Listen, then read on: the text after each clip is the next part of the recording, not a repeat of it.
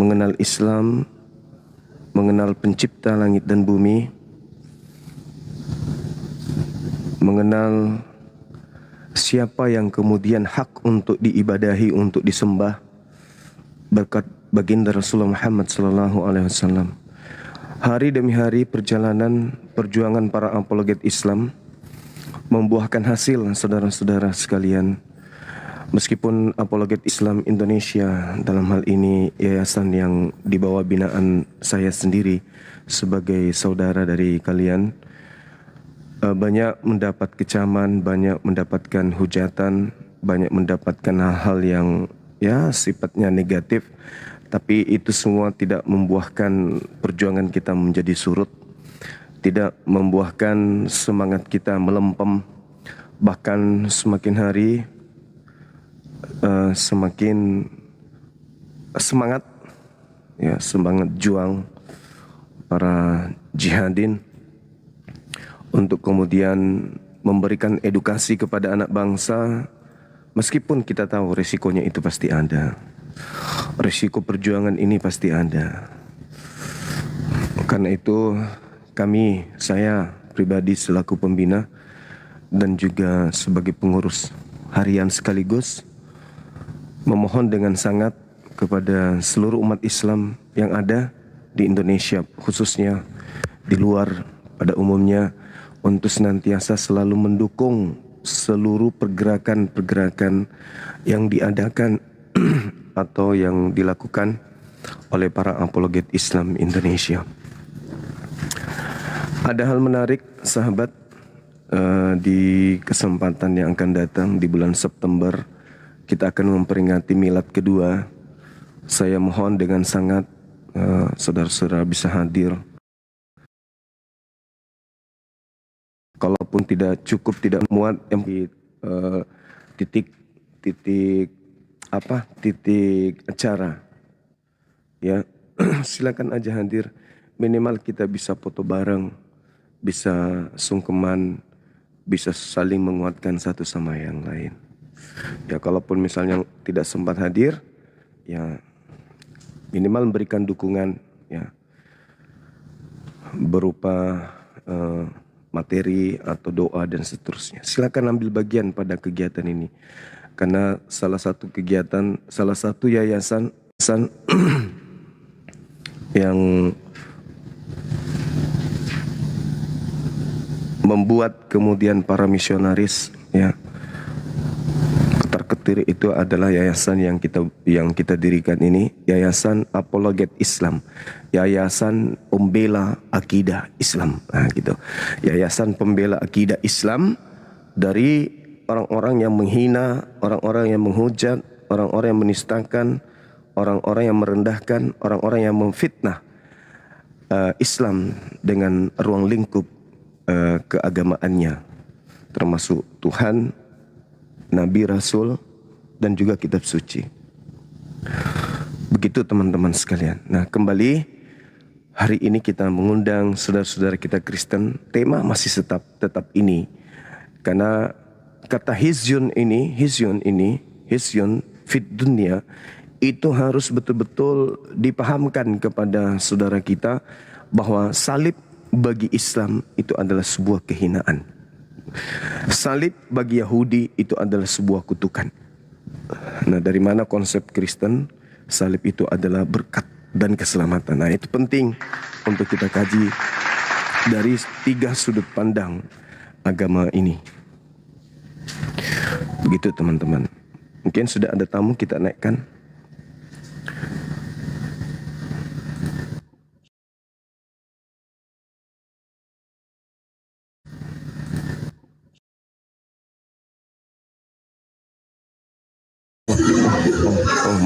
Oh my god. Ini kenapa?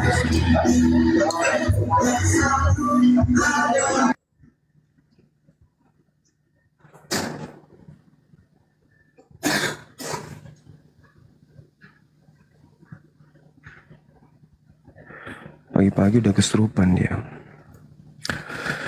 Halo, selamat siang. Halo, selamat siang. Selamat siang, Bang.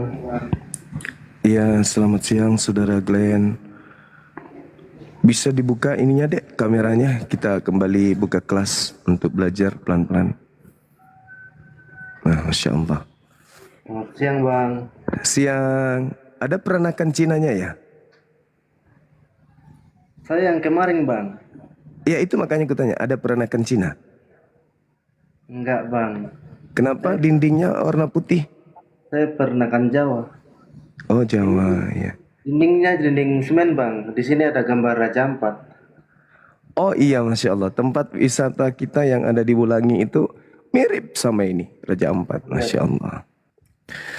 Iya, iya, iya. Oke. Maaf kemarin saya tidak bisa mendampingi sampai selesai dirimu untuk belajar. Tidak apa-apa Bang. Ya, hari ini kita belajar lagi ya. Iya Bang. Oke. Abang ini, saya mau tanya boleh nggak? Boleh. Ini kalau di Islam itu Tuhannya siapa ya? Tuhan kami, Tanya aja. ya, nggak apa-apa. Tuhan kami itu dijelaskan di dalam Yesaya 5 nomor 16. Boleh dibaca? Oh iya saya 5. Iya, Iya. saya kitab dulu. Oke, silakan.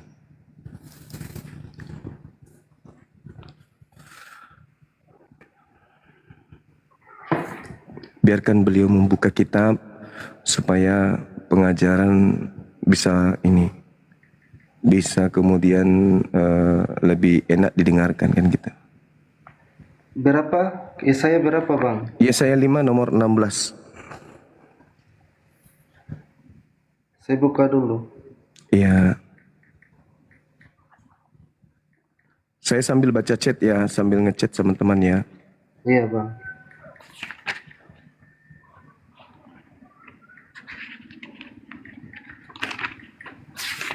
Yesaya berapa lagi Bang? Yesaya 5 16. Iya Bang.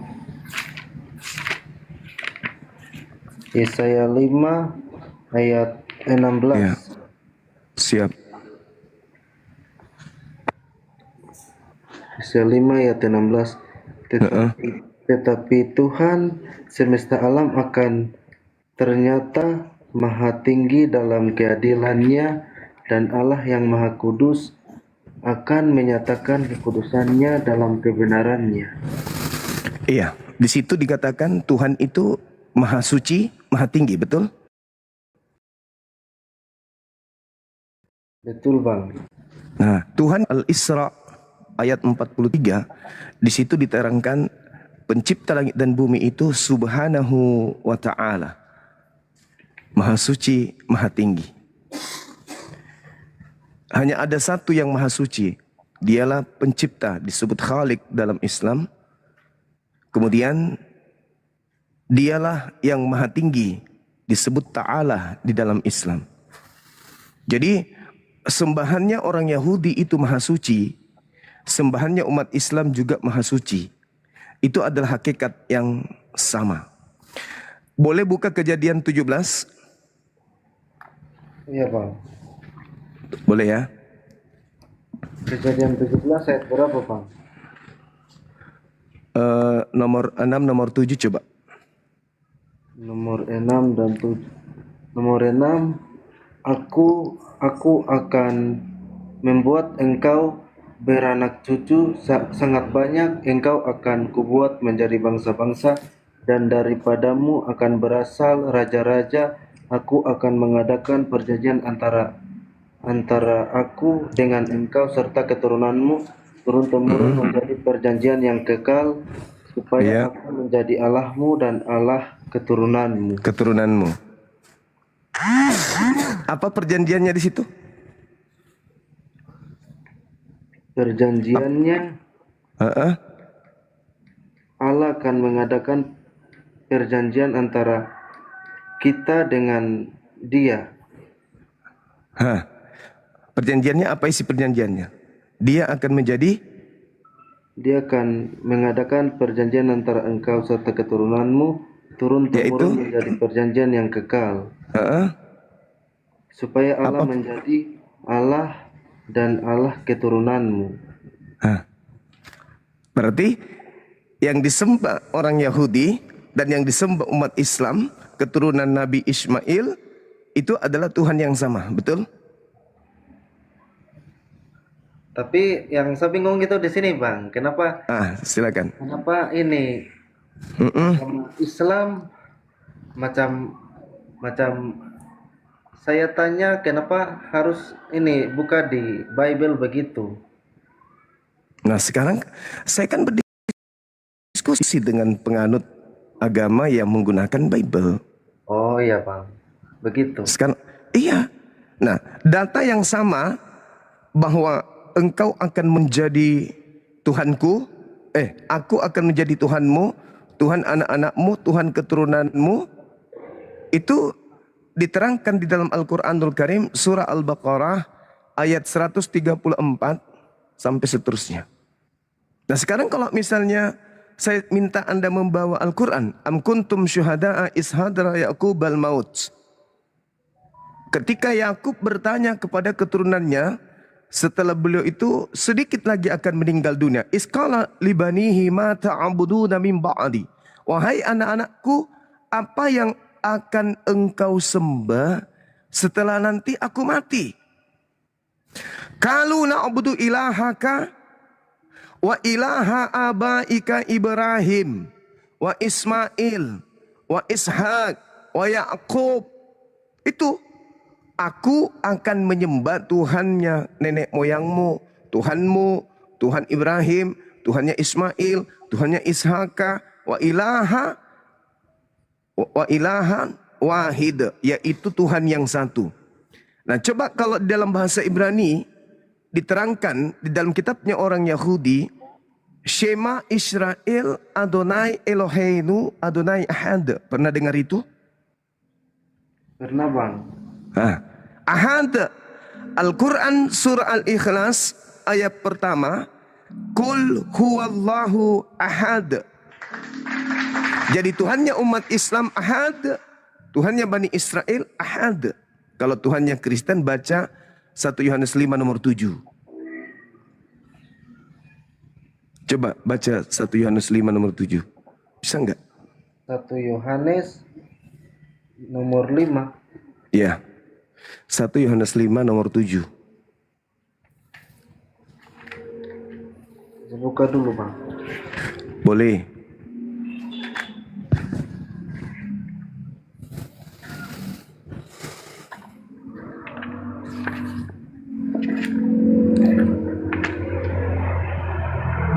Satu Yohanes 5 nomor 7.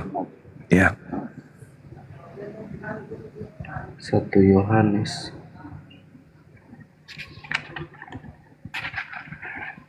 Bang, ini Yohanes pasal 5 nomor 7 toh? 1 Yohanes. Oh, 1 Yohanes. Ya. Ketahuan kalau rajin baca Bible ini.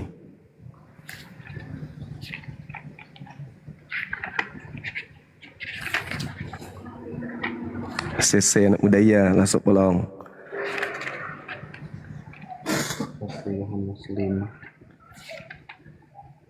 Sahabat domba dan Andre, DJ sabar ya, tahan ya. Kita kasih dulu pencerahan sedikit ini baru kita ya silakan, jangan kemana-mana ya. Langsung bolong, jangan lupa bikin kopi campur masako. Apa bunyinya di situ? Tadi 1 Yohanes berapa? 1 Yohanes 5 nomor 7.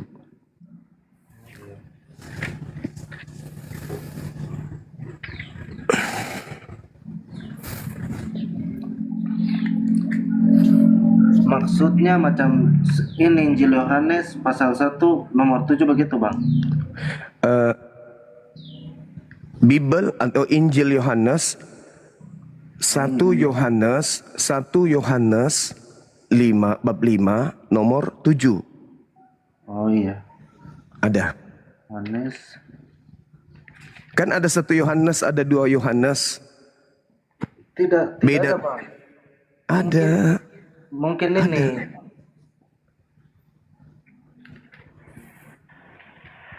Ini mungkin ini kitab yang kecil makanya tidak ada ini. Ada. Bukan Yohanes 1, bukan, tapi 1 Yohanes. Oh, kalau begitu saya buka ulang dulu. Iya, silakan. Dia berada paling belakang.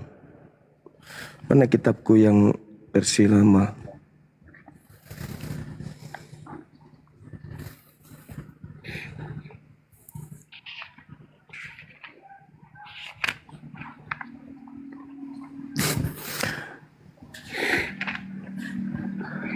Sabar ya, Dek. Pelan-pelan ya. Iya, Pak. Pelan-pelan. Ya.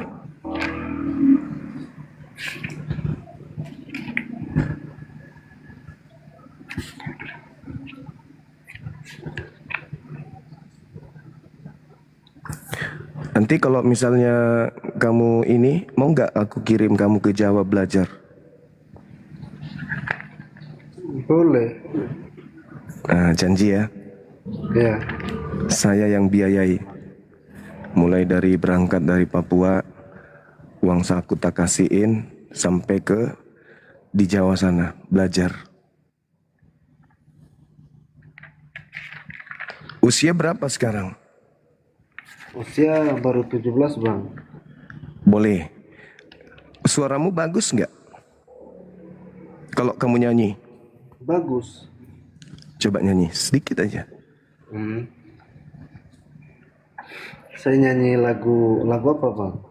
Terserah, saya cuma mau tahu kualitas vokal. Oh iya.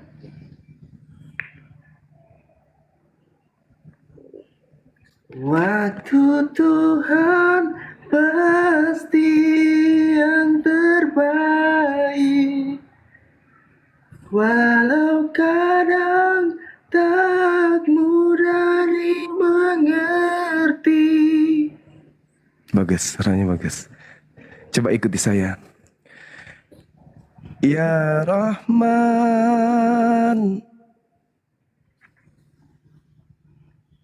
Coba, gak apa-apa, gak apa-apa. Saya belum tahu ngucapin, Bang. Ya Rahman, Ya Rahim. Itu artinya yang maha kasih, yang maha penyayang. Kan di agama ada ini juga ada kan? Cuman kita Arabkan. Ya Rahman, Ya Rahim. Nanti kalau bisa dibawa ke Jawa sekolah, kamu bisa jadi tukang azan di masjid. Kalau sudah pindah ke Islam maksudnya. Kalau tidak, tetap jadi penyanyi di gereja. Suaramu bagus. Oke, kita lanjut. 1 Yohanes 5 nomor 7. Yuk. Tapi di sini tidak ada 1 Yohanes, Bang. Mungkin Kamu ini, ada mungkin kamu ini kita baru kali ya. mungkin ada ini punya 2 HP. Cuma 1, Bang. Oh, gimana bilangnya ya? Di dalam 1 Yohanes 5 nomor 7 itu dicatat aja di kepala. Di situ diterangkan ada 3 yang bersaksi di dalam surga. Kalau begitu saya bawa kitab yang lain dulu ya, Bang. Oke. Silakan, saya juga ambil kitab saya ya.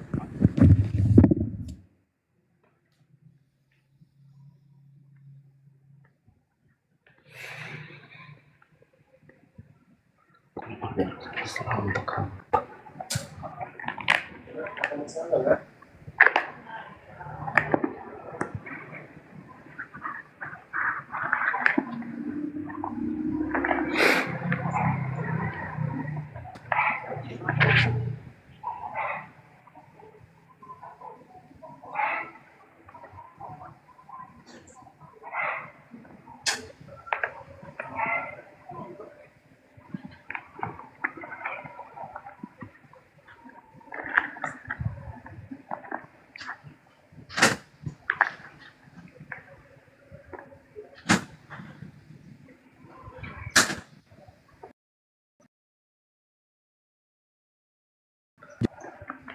Teman-teman bersama-sama dengan saya.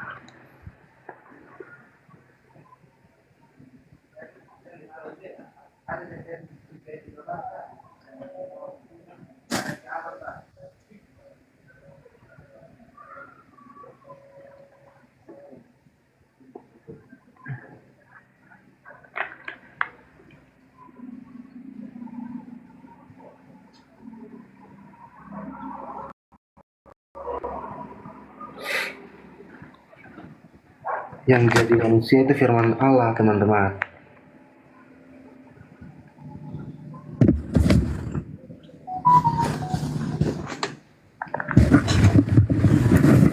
Sudah dapat. Belum, Bang. Coba Ini Abang buka. Ini tahun 1998 teng ya. Mungkin 1 Timotius kali ya. Bukan Dek, bukan.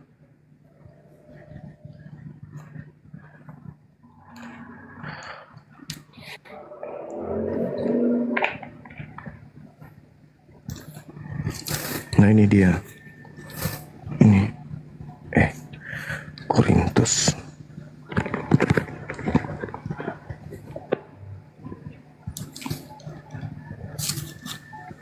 Nah ini. Nih, 1 Yohanes. Nih. Ini kan ada kan? Coba lihat ya.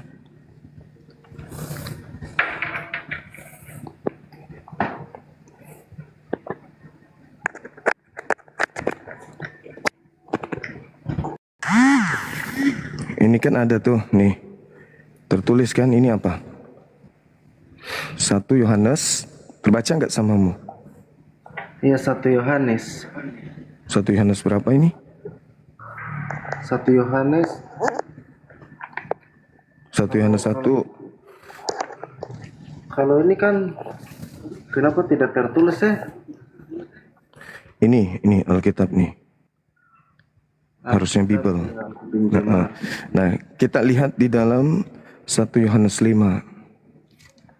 Itu kalau 1 Yohanes itu dekat mana, Bang? Dia dekat dengan ini. Setelah Lukas, Matius, Markus, Lukas, Yohanes, di belakangnya lagi.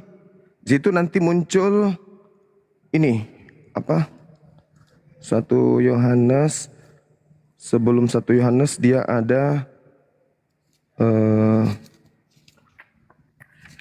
Tesalonika, 1 Timotius, kemudian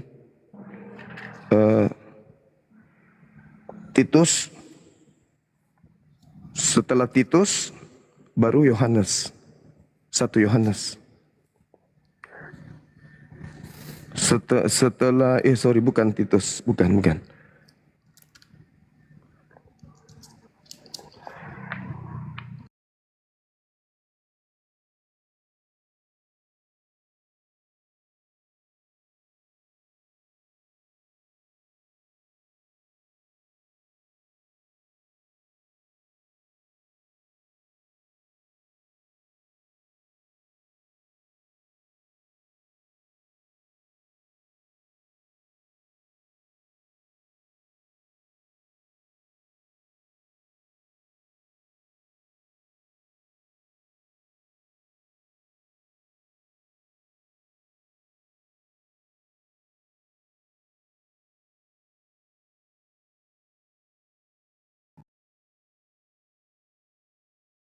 Kelas 1.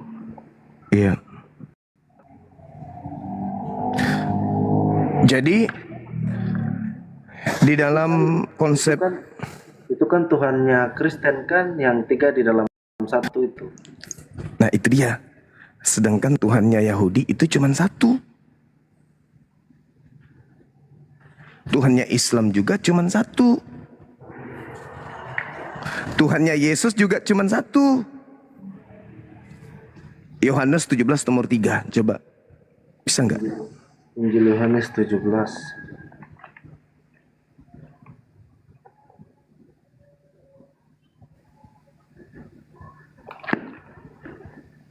Injil Yohanes berapa? 17 nomor 3. Injil Yohanes 17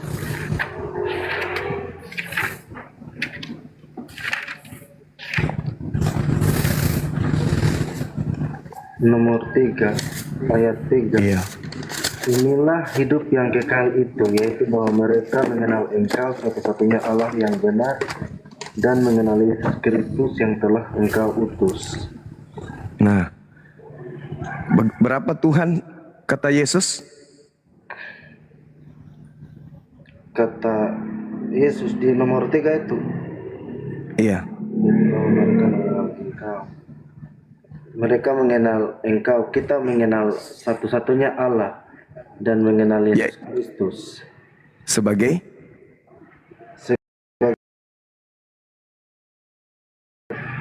Mengenal Yesus Kristus yang kita harus mengenal Yesus sebagai apa? sebagai utusan. Sebagai utusan. Jadi tidak mengenal Yesus sebagai Tuhan, tapi mengenal sebagai utusan Tuhan. Karena Tuhan itu cuma satu.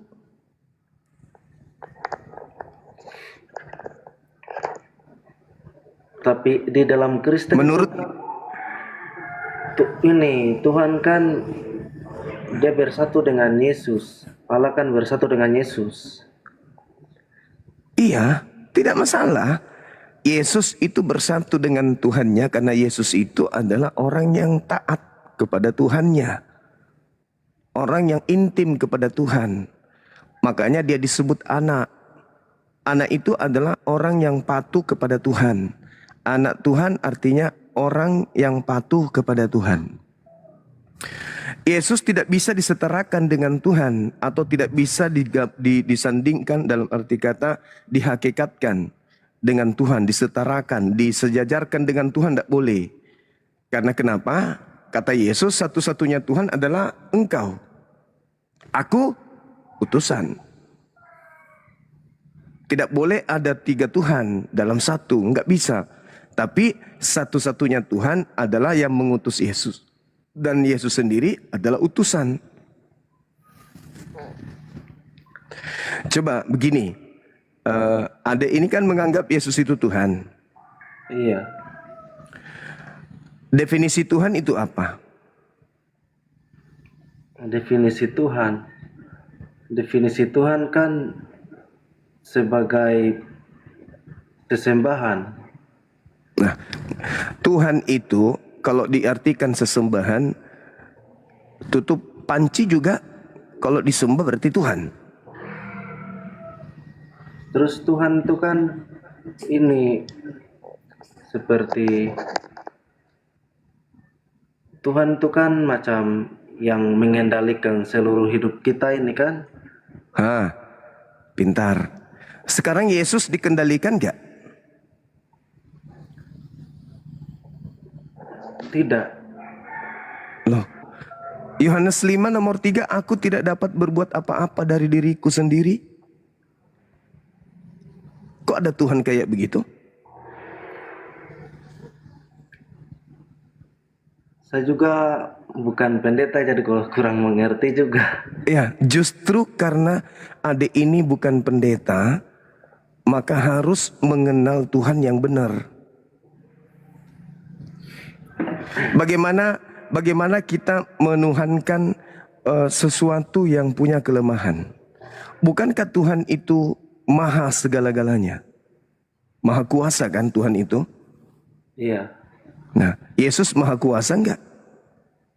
Dia maha kuasa. Itu iman, itu kepercayaan. Tapi faktanya? Faktanya dia maha kuasa, Bang. Kalau Yesus tidak makan dalam 1 bulan, hidup enggak dia? Hidup.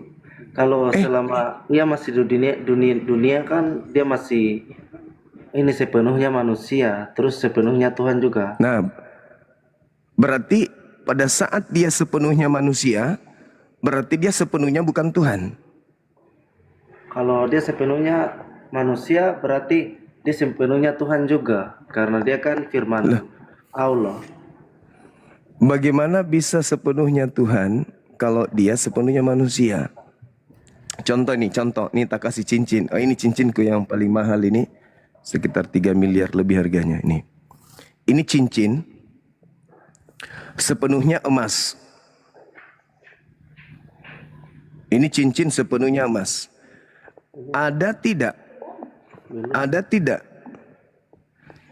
tidak pada cincin yang sepenuhnya emas ini unsur karet? Bagaimana, Bang? Ini cincin sepenuhnya emas. Ini emas. Ada enggak padanya sebagian karet? Tidak bang, itu kan benda, tapi kan Tuhan kan maha kuasa.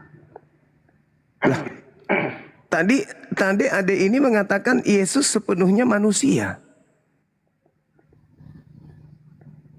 Kalau sepenuhnya manusia, berarti dia makhluk. Dia tidak berkuasa karena dia manusia sepenuhnya.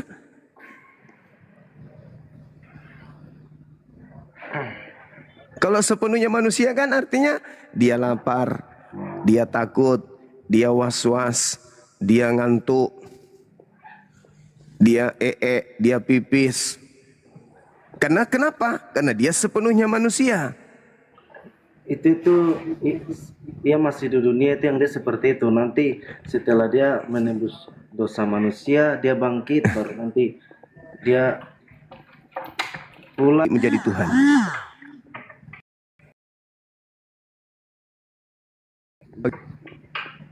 Berarti bukan dia yang Tuhan.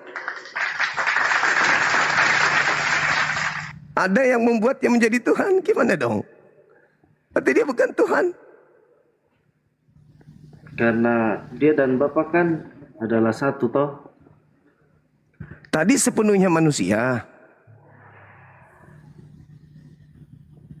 Iya bang, sepenuhnya manusia, terus dia juga sepenuhnya Tuhan juga. Berarti ada dua.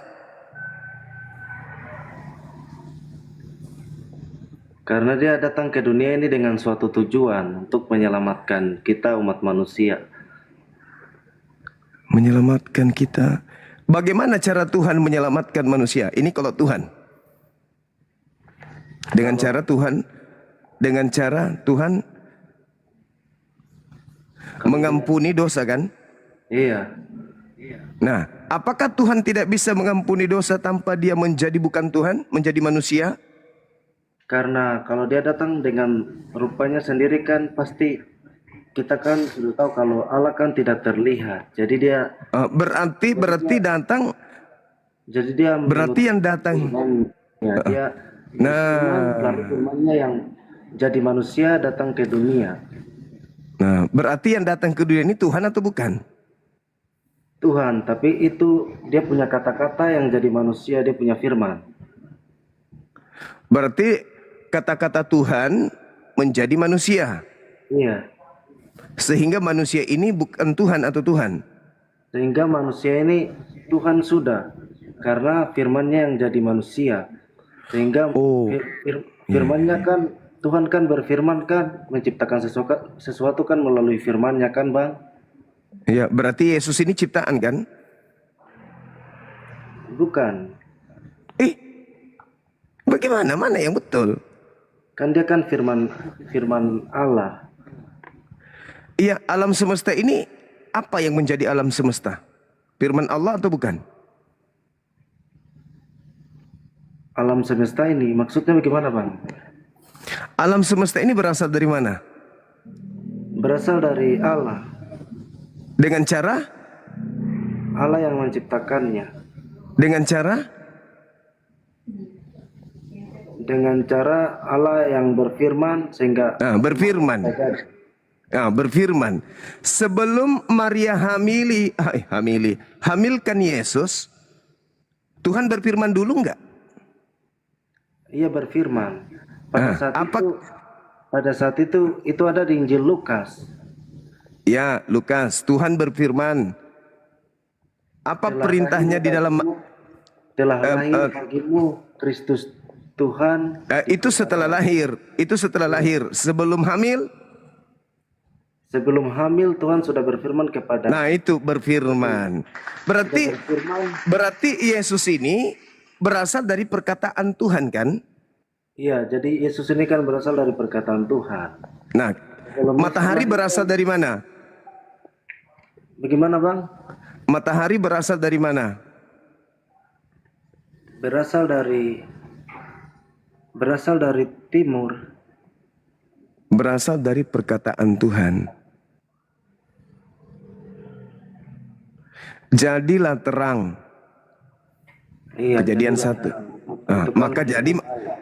Maka jadi matahari. Betul? Ya betul. Itu semua ada di Kejadian. Sekarang jadilah hamil. Maka hamil Maria. Itu kan pada saat Tuhan Yesus mau lahir itu sudah Tuhan Allah memberitahukan kepada ini Kepada Maria. kepada Maria saat Maria di dalam rumah. Iya. Nah, berarti sebelum Maria hamil, Tuhan berfirman dulu kan? Iya, tapi saya sudah lupa ayatnya yang Allah berfirman. Matius 1. Berapa? Ini saya sudah lupa. Matius 1 dari 15 sampai 18, 19 sampai 31 dan seterusnya. Berfirmanlah Tuhan, Gabriel datang pada bulan ke-6. Coba baca nomor 18-nya. Berapa Yohanes? Matius 1 coba. Matius 1. Mohon, thank you mohon. Matius 1 berapa? Coba nomor 18-nya. Matius 1 nomor 18. Kelahiran Yesus Kristus adalah seperti berikut. Pada waktu Maria ibunya bertunangan dengan Yusuf, ternyata ia mengandung dari Roh Kudus sebelum mereka hidup sebagai suami istri.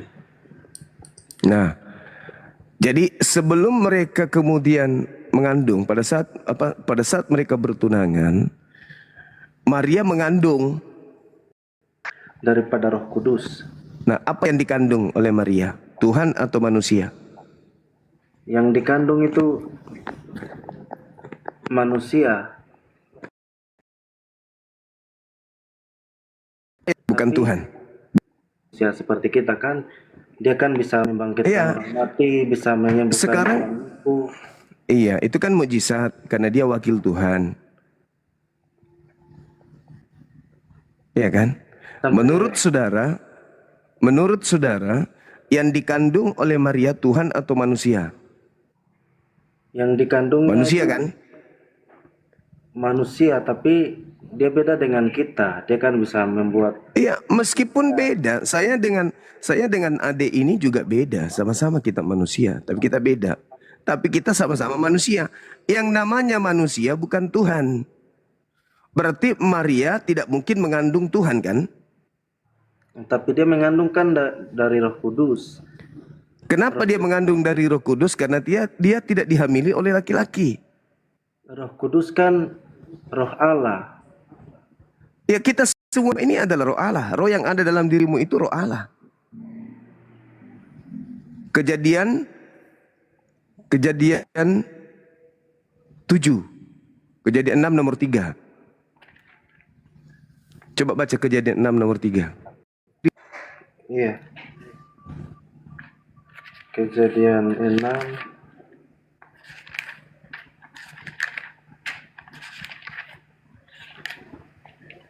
nomor 3. Iya, apa bacanya di situ?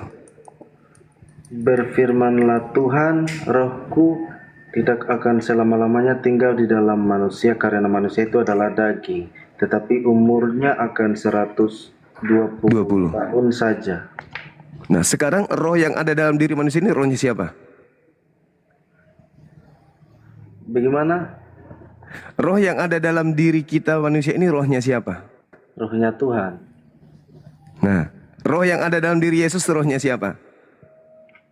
Rohnya Tuhan juga. Nah, apa bedanya? Yang membedakan kan Yesus kan dia kan firman Allah. Tetapi kita ya, kan kita juga firman Allah. Coba baca Matius 4 nomor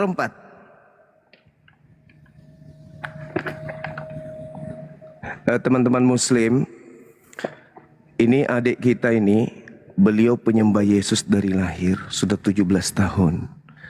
Jadi tidak semudah itu kita kemudian bisa membuat beliau ikut sesuai apa yang kita mau. Cobalah kalau kita juga dalam keadaan muslim didatangi seorang pendeta dan dicerca dengan pertanyaan-pertanyaan yang sama seperti yang saya lakukan. Apa yang Anda lakukan? Beliau ini masih alhamdulillah. Masih alhamdulillah dengan sabar dia. Nah, itu coba lihat. Harusnya kita doakan beliau, jangan dihujat beliau ya. Di Matius 4 nomor 4 adek. Oh, ya nomor 4. Nomor Iya. 4. Tetapi Yesus menjawab, ada tertulis, manusia hidup bukan dari roti saja, tetapi dari firman Allah. Dari mulut Yang keluar. Berarti Yesus kan jadi firman Allah. Dia berkatakan Nah, dia pernah berkata itu kepada iblis. Pada saat di padang gurun, iblis mencobai dia dan dia berkata seperti ini, manusia hidup bukan dari roti saja, tetapi dari firman Allah. Nah, berarti Yesus kita kan ini firman Allah. iya, kita ini menurut dalil Matius 4 nomor 4 ini, kita manusia ini berasal dari mana? Berasal dari daging. Oh, enggak begitu. Coba baca lagi. Baca dalilnya Matius. Tetapi Yesus menjawab, ada tertulis manusia bukan hidup dari roti saja, tetapi dari firman Allah. Tetapi dari setiap firman yang keluar dari mulut Allah. Berarti kita ini berasal dari firman yang keluar dari mana? Dari mulut Allah. Yesus berasal dari firman yang keluar dari mana? Keluar dari mulut Allah, tapi dia kan firman Allah. Rohnya Yesus adalah roh Allah, roh kita juga roh Allah. Daging kita berasal dari firman Allah, sama seperti Yesus berasal dari firman Allah. Bedanya, Yesus dicipta tanpa ayah, kita dicipta dengan ayah.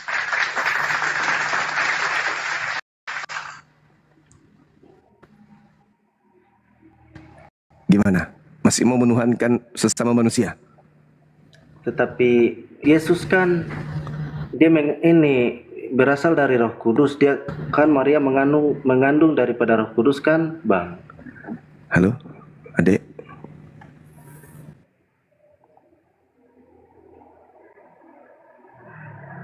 Iya.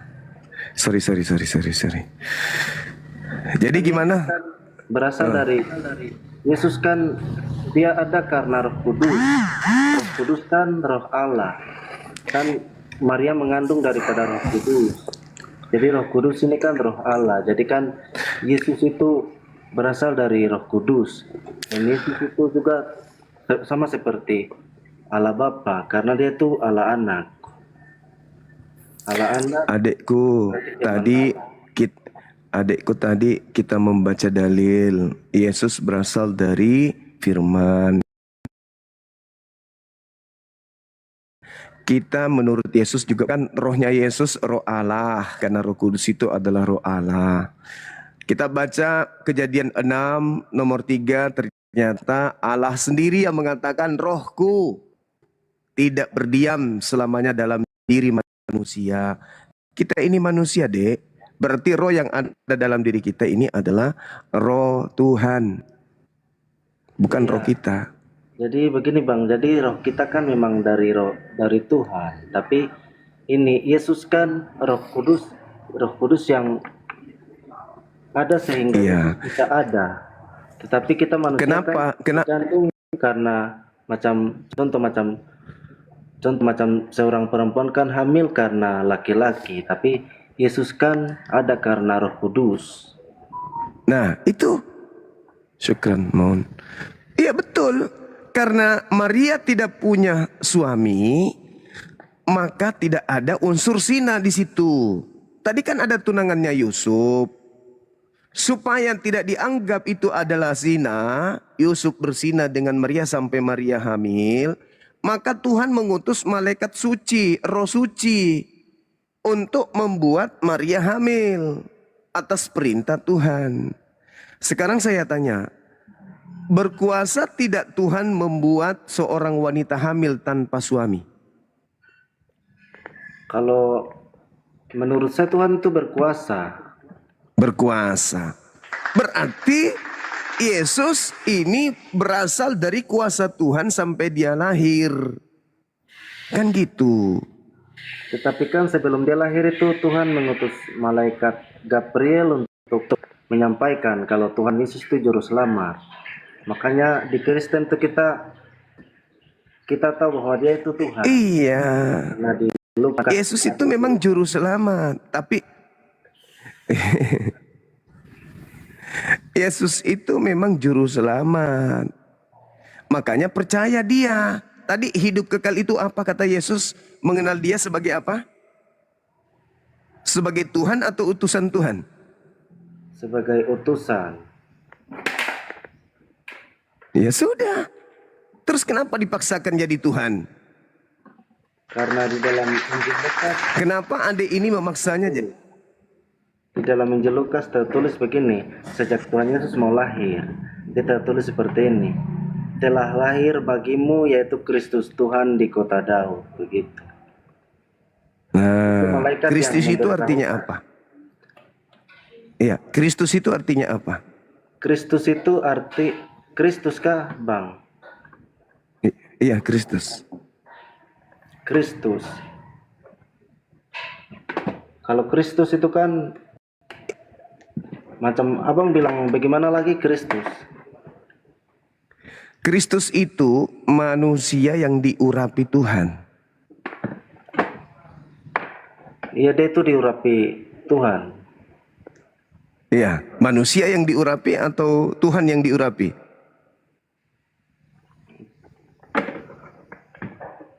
Saya juga belum terlalu mengerti karena saya juga bukan pendeta.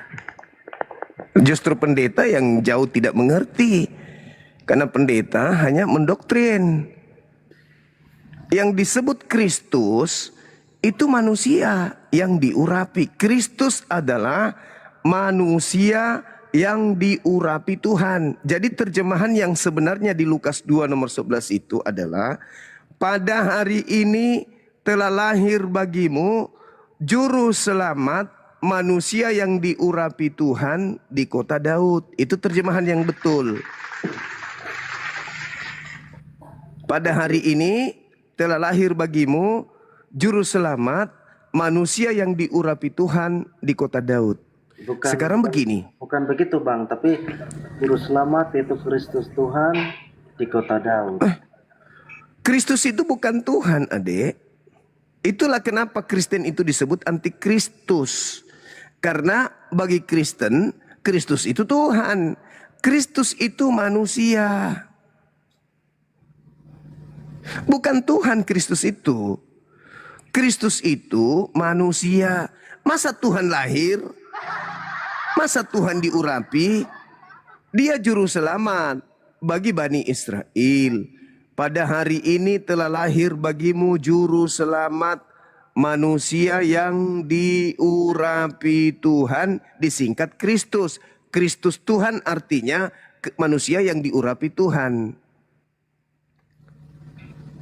Bukan berarti Kristus ini Tuhan. Sama seperti makhluk Tuhan, maksudnya makhluk ciptaan Tuhan. Sama seperti bait Tuhan, artinya rumah Tuhan. Kristus Tuhan artinya manusia yang diurapi oleh Tuhan. Itu Kristus Tuhan.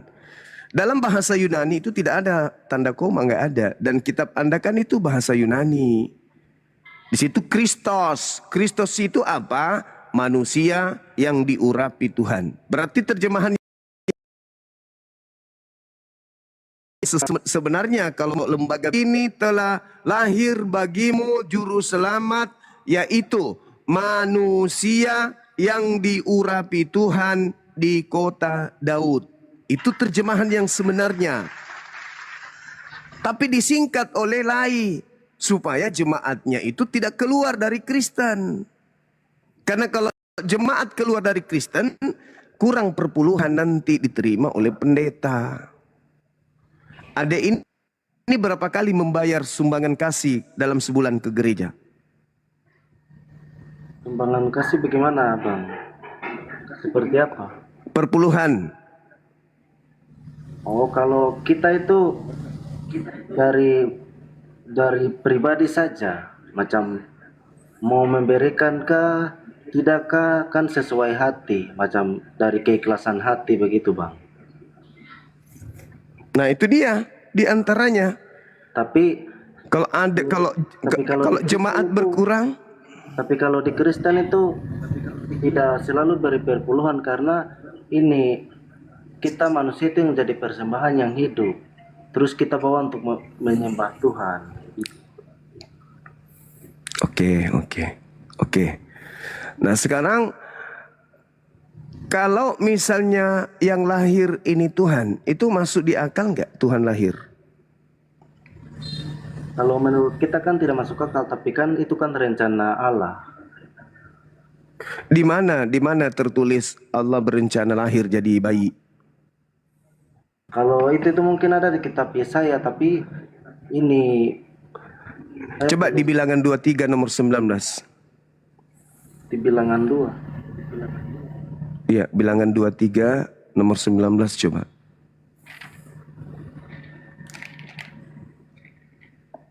Nomor 19.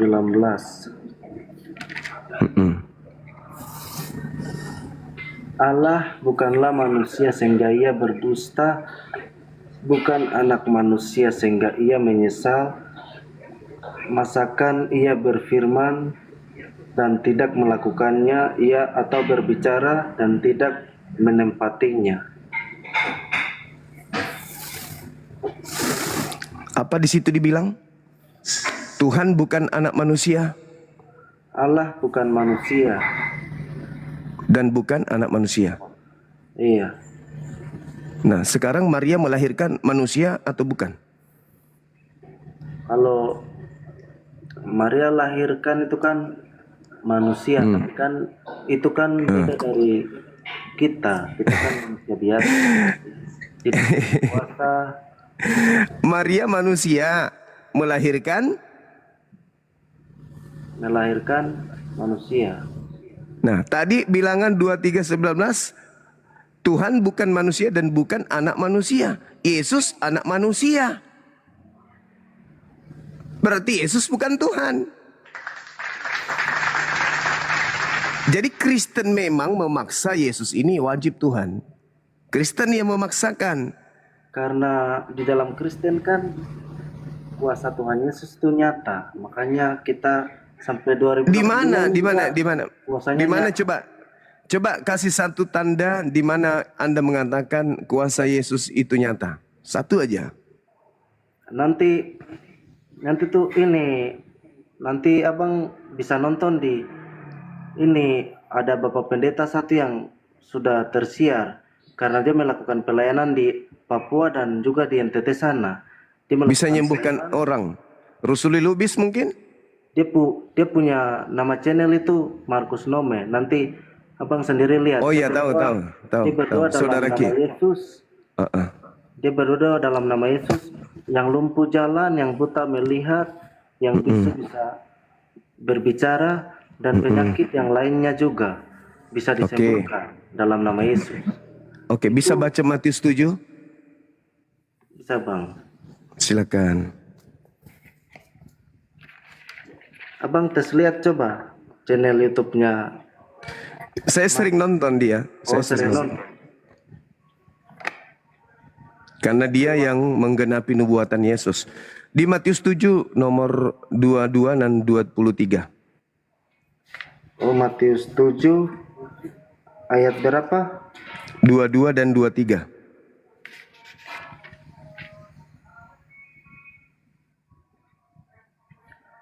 Pada hari terakhir banyak orang akan berseru kepadamu, Tuhan, Tuhan, bukan Kepadaku. berbuat baik demi namamu dan mengusir setan demi namamu dan mengadakan banyak mujizat demi namamu juga. Pada waktu itulah aku akan berterus terang kepada mereka dan berkata, aku tidak pernah mengenal engkau, enyahlah daripadaku, kamu sekalian pembuat kejahatan. Itu yang diusir Yesus siapa? Itu orang yang berbuat jahat. Nah, tapi dia bermujizat pakai nama Yesus, mengusir setan pakai nama Yesus. Itu kan yang mengusir setan terus berbuat jahat.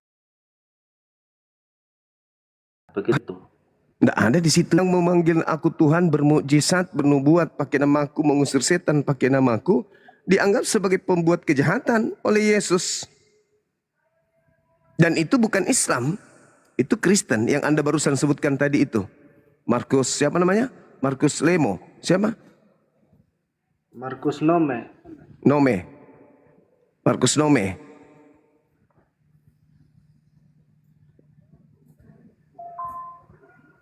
Itu. Kalau saudara bertanya, kenapa bisa diusir? Ya karena memang Yesus tidak mengenal, karena Yesus didudukkan sebagai Tuhan. Ketika Markus Nome mengusir setan, setannya pergi enggak? Pergi. Pergi. Dia mengusir setan pakai namanya siapa? Nama Tuhan Yesus. Nah, Tuhan Yesus. Yesus berkata, waspadalah kepada penyesat yang datang kepadamu dengan memakai namaku. Berarti ada penyesat memakai nama Yesus Kristus. Yang dia maksud di situ kan nabi-nabi palsu. Itu tidak berbicara mengenai nabi, itu lain lagi. Ini berbicara mengenai penyesat. Anda bisa baca di dalam kitab Anda sendiri, ada ini. Di dalam Matius 24 nomor 4 nomor 5. Ada penyesat datang dengan memakai namaku. Siapa namanya? Yesus Kristus. Markus Nemo mengusir setan pakai nama itu.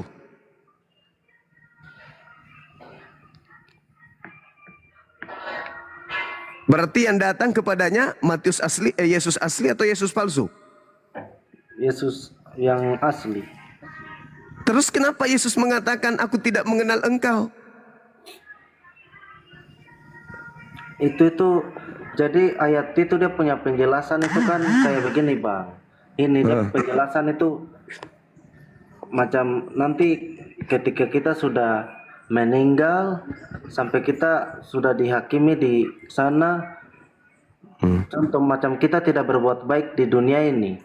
Berarti Enggak. kita ke sana Iya. kita berdusta di hadapan Allah. Kita bilang Enggak, bukan kita yang tadi yang mengusir setan ini. Dia mengusir setan pakai nama siapa?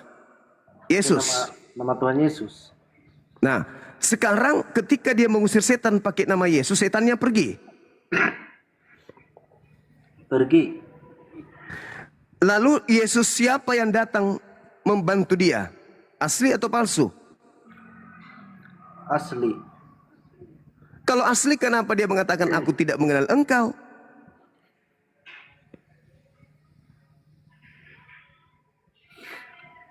Berarti ada setan datang kepada orang tadi menyamar pakai nama Yesus Kristus, betul? Ada juga yang seperti itu. Tapi ada juga berarti ada ini. Ya, berarti Ade sudah mengakui bahwa berarti Ade sudah mengakui bahwa ada setan mengaku Yesus Kristus. Ada. Bagus. Nah, ini cerdas ini Ade ini. Ada setan yang mengaku Yesus Kristus, yaitu setan yang dipanggil oleh mereka yang memanggil nama Yesus, mengusir setan, bermujizat dengan nama Yesus.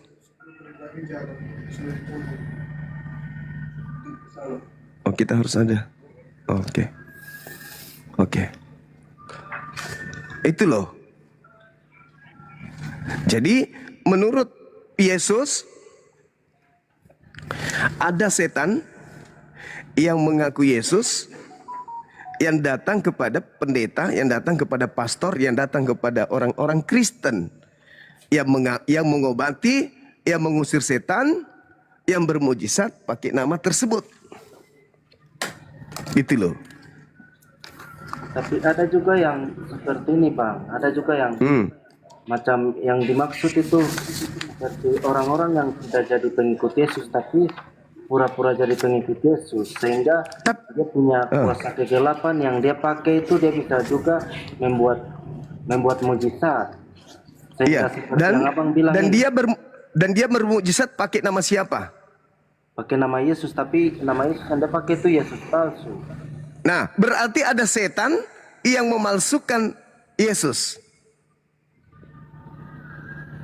Betul kan? Betul, ada juga, tapi itu dia, tepuk tangan dulu. Berarti memang ada setan yang worowiri, ada setan yang worowiri yang memakai nama Yesus. Sekarang yang menggunakan nama Yesus dalam beragama Islam atau Kristen? Kristen. Berarti ada kemungkinan besar yang bekerja di Kristen itu setan. Bukan. Lah, bagaimana bisa? Sementara yang diusir yang memakai nama Yesus.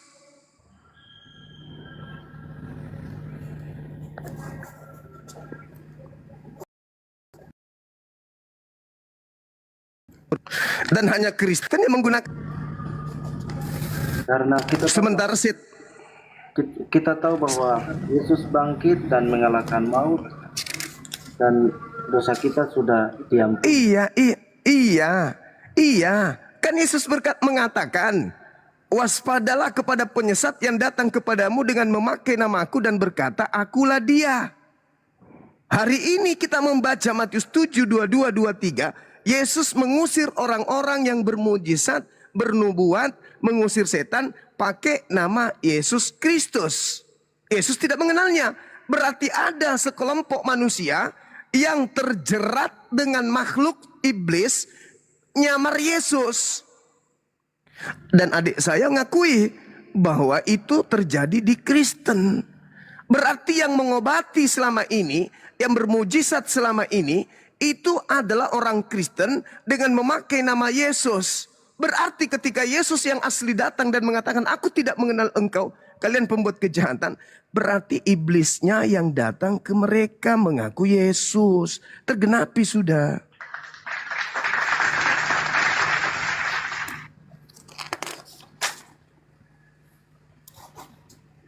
Tapi orang Kristen kan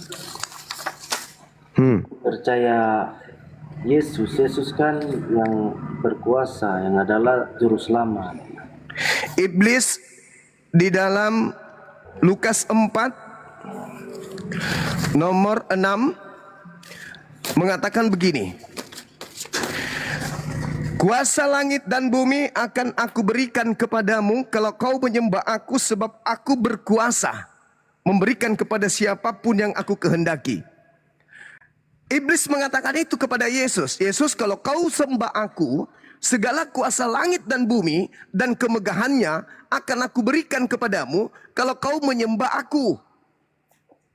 Jadi ada iblis yang berjanji memberikan kuasa kepada manusia apabila manusia itu menyembahnya. Kristen hari ini menyembah yang namanya Yesus Kristus. Dan ternyata Yesus sendiri mengatakan ada setan mengaku Yesus Kristus. Pengajaran-pengajaran Yesus di tinta merah di Bible, semua perkataannya itu adalah perkataan sebagai rasul utusan Tuhan. Tapi begitu di Kristen, ada yang bernama Yesus Kristus, tiba-tiba jadi Tuhan. Sementara yang mau dijadikan Tuhan ini, yang mau dirinya dituhankan adalah iblis. Yesus anak Maria mau nggak dituhankan? Nggak mau. Karena ada dua Yesus. Yesus yang mau disembah dan Yesus yang tidak mau disembah. Yesus yang tidak berkuasa dari dirinya dan Yesus yang mengaku bahwa dia berkuasa langit dan bumi. Sekarang yang disembah Kristen ini siapa? Yang disembah Kristen ini Allah Bapa, sama Allah Anak Yesus dan Allah Roh Kudus. Nah, Yesusnya mengajarkan satu-satunya hanya Allah Bapa. Saya hanya utusan. Tapi Kristen melantik sang utusan menjadi Tuhan. Kenapa? Karena yang disembah oleh Kristen bukan sang utusan, tetapi penyesat yang datang memakai nama Yesus. Coba dilembutkan hatinya. Ini, Dek, kami mau ke BRI ya sedikit lagi. Begitu saudaraku. Ini penting untuk disikapi. Ada iblis yang datang menyamar sebagai Yesus. Iblis ini mengaku Yesus. Orang berdoa kepadanya. Haleluya, haleluya, haleluya. Sampai dia bisa ngobati orang. Dalam nama Yesus, kutunjang anak anusmu pindah di telapak kaki. Ya, haleluya, haleluya. Sembuh. Begitu bertemu dengan Yesus, Yesus mengatakan, enyahlah daripadaku, aku tidak mengenal engkau. Jadi selama ini dia obati orang pakai oknum yang namanya Yesus Kristus itu siapa? Palsu. Ini berdoa demi nama Yesus itu macam orang-orang yang tidak percaya itu yang dikatakan mereka berdoa kepada Yesus palsu, tetapi yang jadi pengikut Kristus itu yang berdoa berarti mereka berdoa kepada Yesus yang asli. Kalau berdoa kepada Yesus yang asli, doanya itu didudukkan Yesus itu sebagai utusan, bukan sebagai Tuhan. Tapi kalau doanya Yesus itu didudukkan setara dengan Tuhan, bahkan sehakikat dengan Tuhan, maka itulah iblisnya. Karena Yesus tidak mau disetarakan dengan Bapaknya. Yang mau mengkudeta Tuhan itulah iblis. Di mana dituliskan di dalam kitab ada ini, kalau iblis itu menunggu waktu yang tepat untuk menyesatkan manusia. Coba Anda baca di Lukas 24 nomor 13. Ketika iblis mencobai Yesus, iblis tidak berhasil. Maka iblisnya mundur, lalu menunggu waktu yang tepat.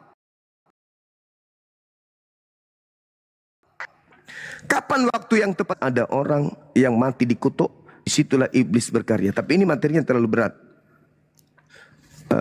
Adik-adik di bawah, adik muslim yang ada di bawah. Lukas berapa? Tunggu. Lukas 4. Bang Arif, Bunda Rahma bisa naik. Saya ada undangan ke BRI Ayat yang berapa? harus saya hadiri. Baca dari nomor 6 sampai nomor 13. Bunda Rahma atau Bang Arif boleh naik. Saya ada undangan ke BRI, Bang. Kata Maksud saya, iblis kepadanya, segala kuasa itu serta kemuliaan akan kuberikan kepadamu, sebab semuanya itu telah diserahkan kepadaku dan aku akan memberikannya kepada siapa saja yang kukehendaki. Jikalau engkau menyembah aku, teruna itu akan menjadi milikmu. Tetapi Yesus berkata kepadanya, ada tertulis, engkau harus menyembah Tuhan Allah dan hanya kepada Dia sajalah engkau berbakti. Kemudian ia membawa Yesus ke Yerusalem dan menempatkannya di bumbungan bait Allah, dan lalu ia berkata kepadanya, jika engkau anak Allah, jatuhlah dirimu ke bawah, dari sini ke bawah, sebab ada tertulis malaikat-malaikatnya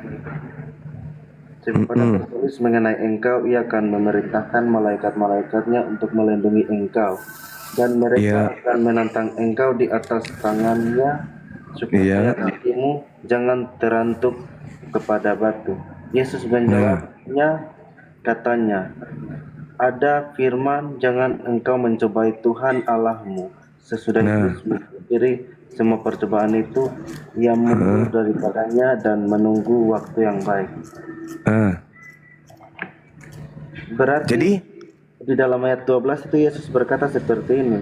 Jangan, kata Yesus menjawab, katanya, ada firman, janganlah engkau mencobai Tuhan Allahmu. Kan yang dicoba itu iblis mencoba Yesus kan?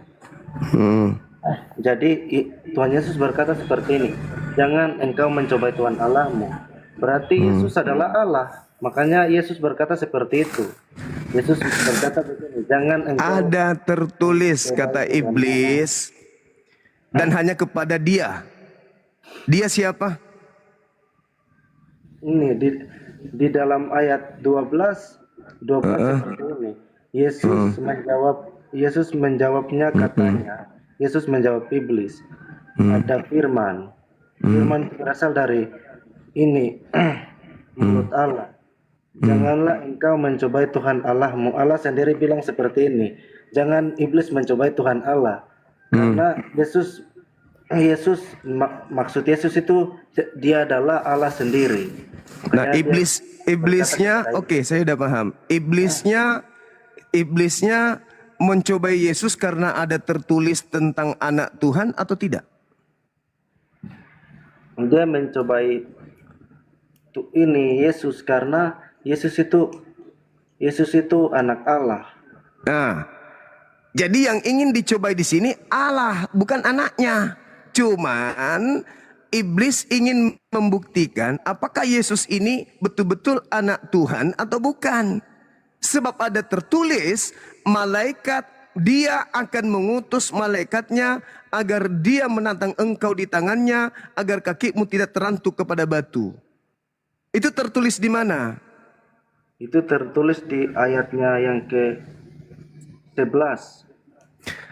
Iya, iblis mengatakan ada tertulis, jika engkau anak Tuhan, maka dia Tuhan akan mengutus malaikat untuk menatang engkau di tangannya agar kakimu tidak terantuk kepada batu. Di mana itu tertulis? Nah, ini yang mau dicoba iblis. Tertulis di Mazmur 91. Coba Anda baca nomor 11 12-nya. Mazmur 91.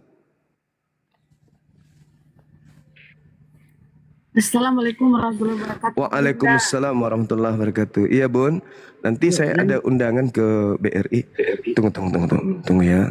Saat. Waalaikumsalam warahmatullahi wabarakatuh. Assalamualaikum warahmatullahi wabarakatuh, Bang Juma. Waalaikumsalam warahmatullahi wabarakatuh. Bang, Al-KTP, Masya Allah. Iya, lanjut. Saat. Ayat berapa, Bang? Coba baca 11 12. Oh, 11 12. Mazmur 91. Sabar dulu ya. Ayat Sahabat 11. Sebab malaikat-malaikatnya akan sebab malaikat-malaikatnya akan diperintahkannya kepadamu untuk menjaga engkau di segala jalanmu. Mereka akan menatang engkau di atas tangannya supaya kakimu jangan terantuk kepada batu. Nah, itu yang ingin dicoba. Iya, itu yang tadi. Supaya tadi. Itu yang tadi. Di Iya. dalam 91 8. Ye. Engkau hanya menontonnya dengan mata sendiri dan melihat pembalasan terhadap orang-orang fasik. Nah, jadi Yesus itu ketika ada ancaman kemudian terhadap dirinya, Tuhan akan mengutus malaikat untuk menyelamatkan dia. Makanya iblis mengatakan, Yesus, kadia, kalau kamu ini betul-betul anak Tuhan, jatuhkan dirimu ke bawah. Sebab Tuhanmu pernah berkata di dalam Mazmur 91 nomor 11 nomor 12 bahwa dia akan mengirim malaikat untuk menyelamatkan engkau. Coba Beng, ayo coba saya ingin tahu, terbukti enggak ucapan Tuhan kau itu? Itu yang ingin dicobai. Maka Yesus diusuruh jatuh. Saya ingin lihat apakah betul kau ini anak Tuhan atau bukan. Kalau kau anak Tuhan, begitu kau buang dirimu ke bawah, maka Tuhan akan datang mengambil engkau melalui malaikatnya, serak, sampai kamu tidak sampai ke dasar bawah. Itu maksudnya. Bukan Yesus yang Tuhan. Tapi kan kalau iblis mencobai Tuhan Yesus terus Tuhan Yesus lakukan, berarti iblis yang berkuasa. Itu karena Enggak. Tuhan yang berkuasa, makanya Tuhan Yesus tidak berbuat apa yang iblis lakukan. Coba buka di dalam Yohanes 14 nomor 30. Izin. Bisa enggak? Yohanes 14 Nomor 30. Saat aku wajib ikut. Tunggu. Yohanes 14 nomor 30. Ya, baca dulu. Tidak banyak lagi aku berkata-kata dengan kamu, sebab penguasa dunia ini datang dan ia tidak berkuasa sedikit pun atas diriku, tetapi atas diriku. Iblis tidak berkuasa sedikit pun atas dirinya. Sedikit pun. Karena dia Tuhan. Bukan, karena dia adalah anak Tuhan. Itu tadi. Kalau engkau adalah anak Tuhan, maka jatuhkan dirimu ke bawah. Sebab ada tertulis tentang engkau. Nah, kalaupun dia turun jatuh, dibuat, bukan iblis berkuasa, enggak. Kan Yesus mengatakan, aku sedikit pun iblis tidak berkuasa atas diriku. Nah, sekarang pertanyaan saya sederhana. Yudas kerasukan setan, betul? Betul. Untuk apa? Itu karena ini, Untuk mengkhianati Yesus. ya karena sudah direncanakan. Siapa yang merencanakan? Allah. Di mana itu tertulis? Mungkin ada di Tadi kitabnya, Bang. Tadi rencana Allah ada ini, baca di Mazmur 91. Coba baca ulang lagi. Rencana Allah untuk anaknya. Baca di Mazmur 91. Ini rencana Allah untuk anaknya. Yesus berkata apa di dalam Lukas 24 nomor 44? Harus digenapi semua yang tertulis tentang aku di dalam kitab Mazmur. Baca Mazmur 91 data nomor 1 sampai data nomor 16. Saya ingin dengar. Coba sebelum diambil alih sama Bunda Rahma. Coba kita baca sama-sama. Mazmur 91. Ya, lanjut. Orang-orang yang duduk dalam lindungan yang maha tinggi dan bermalam dalam naungan yang maha kuasa, Yesus. berkata kepada Tuhan, tempat perlindunganku dan kubu pertahananku, Allahku yang kupercayai. Sesungguhnya Yesus. Dialah yang akan melepaskan engkau dari jerat, menangkap burung dari penyakit sampar yang busuk. Dengan kepaknya ia akan menundungi engkau, di bawah sayapnya engkau akan berlindung. Kesetiaannya ialah perisai dan pagar tembok. Engkau tak usah takut terhadap kedahsyatan malam, terhadap panah yang terbang di waktu siang, terhadap penyakit sampar yang berjalan di dalam gelap, dan untuk menyanyikan mazmur bagi namamu yang maha tinggi, untuk memberitakan kasih setiamu di waktu pagi dan kesetiaanmu di waktu malam, dengan bunyi-bunyian 10 tali, dengan gambus, dengan iringan kecapi, sebab telah kau buat akan bersukacita ya Tuhan dengan pekerjaanmu, karena perkataan tanganmu akan bersorak, aku akan bersorak-sorai, betapa besarnya pekerjaan-pekerjaanmu ya Tuhan, dan sangat dalamnya rancangan-rancanganmu. Orang bodoh tidak akan mengetahui, dan orang buta tidak akan mengerti hal itu, apabila orang-orang fasik bertunas seperti tumbuh-tumbuhan, dan orang-orang yang melakukan kejahatan berkembang, ialah supaya mereka dipunahkan untuk selama-lamanya. Tetapi engkau di tempat yang tinggi untuk selama-lamanya ya Tuhan, sebab sesungguhnya musuh-musuhmu akan binasa. Seorang yang melakukan kejahatan akan dicerai-beraikan, tapi ketinggian tandukku seperti tanduk banteng, aku dituangi dengan minyak baru. Mataku memandangi seteruku, telingaku mendengar perihal orang-orang jahat yang bangkit melawan aku. Orang-orang benar akan tunas seperti pohon kurma, akan tumbuh subur seperti pohon atas di Libanon. Di Libanon. Saya sampai mana ini? Kenapanya Bang? Sampai data 16. Oh iya. Yang ayat yang ke-15, bila ia berseru kepadaku, aku akan menjawab. Aku akan menyertai dia dalam kesesakan, aku akan meluputkan dan memuliakannya. Dengan panjang umur akan aku kenyangkan dia, dan aku akan memperlihatkan kepadanya keselamatan daripadaku. Itu janji Tuhan kepada Yesus. Yesus akan dilindungi, tidak akan dibiarkan. Makanya iblis datang, cobai. Benarkah Yesus ini anak Tuhan? Kalau dia anak Tuhan, tidak mungkin saya bisa melukainya, tidak mungkin saya bisa merusaknya, tidak mungkin saya bisa mencobainya, karena dia anak Tuhan. Ternyata betul dia anak Tuhan. Nomor 13-nya di Lukas 4 itu, setelah iblis mencobai Yesus, iblis mundur dan menunggu waktu yang tepat. Pada waktu mana iblis tepat mencobai? Pada saat Yesus sudah terangkat ke langit. Pada saat kemudian huru-hara terjadi, orang Yahudi berkomplotan untuk menangkap Yesus, Yesus lebih dulu terangkat ke langit.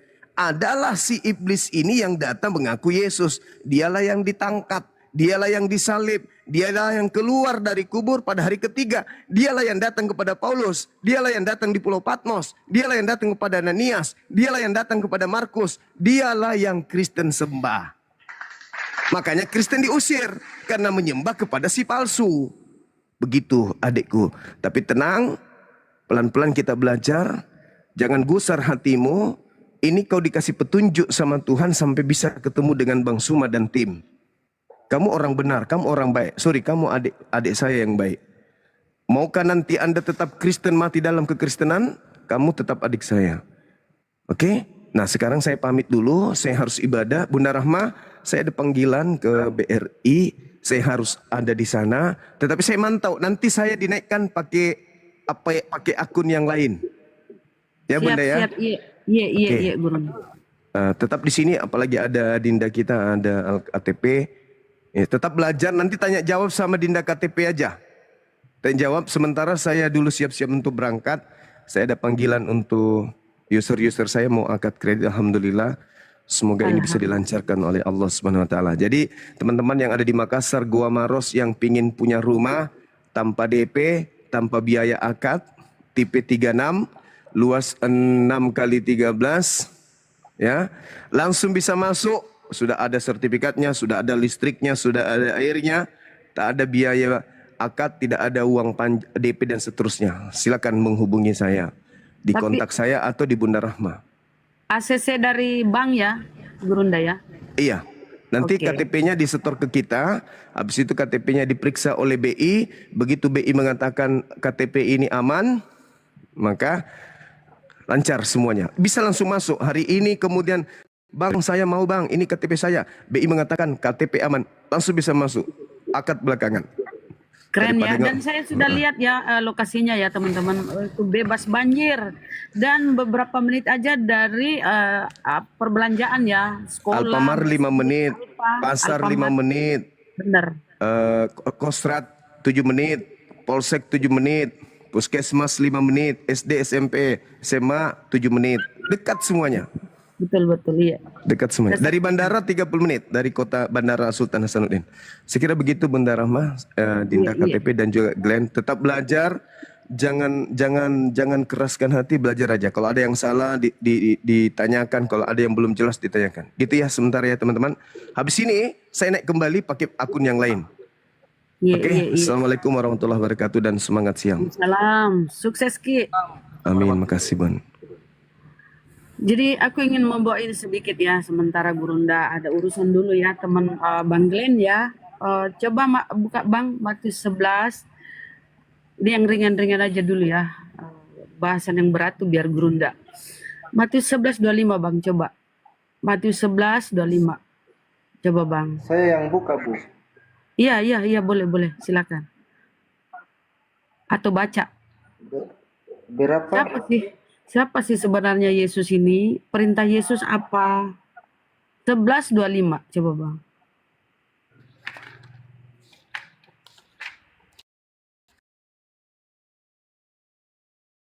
Bentar masuk Bang Bunda, siap. Bang Al-KTP ini mualaf loh Bang Glenn. Bang Al-KTP ini mualaf.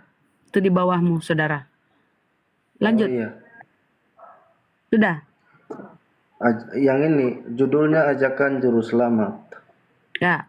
Pada waktu itu berkatalah Yesus, "Aku bersyukur kepadamu Bapa atau kepadamu Allah, Tuhan langit dan bumi."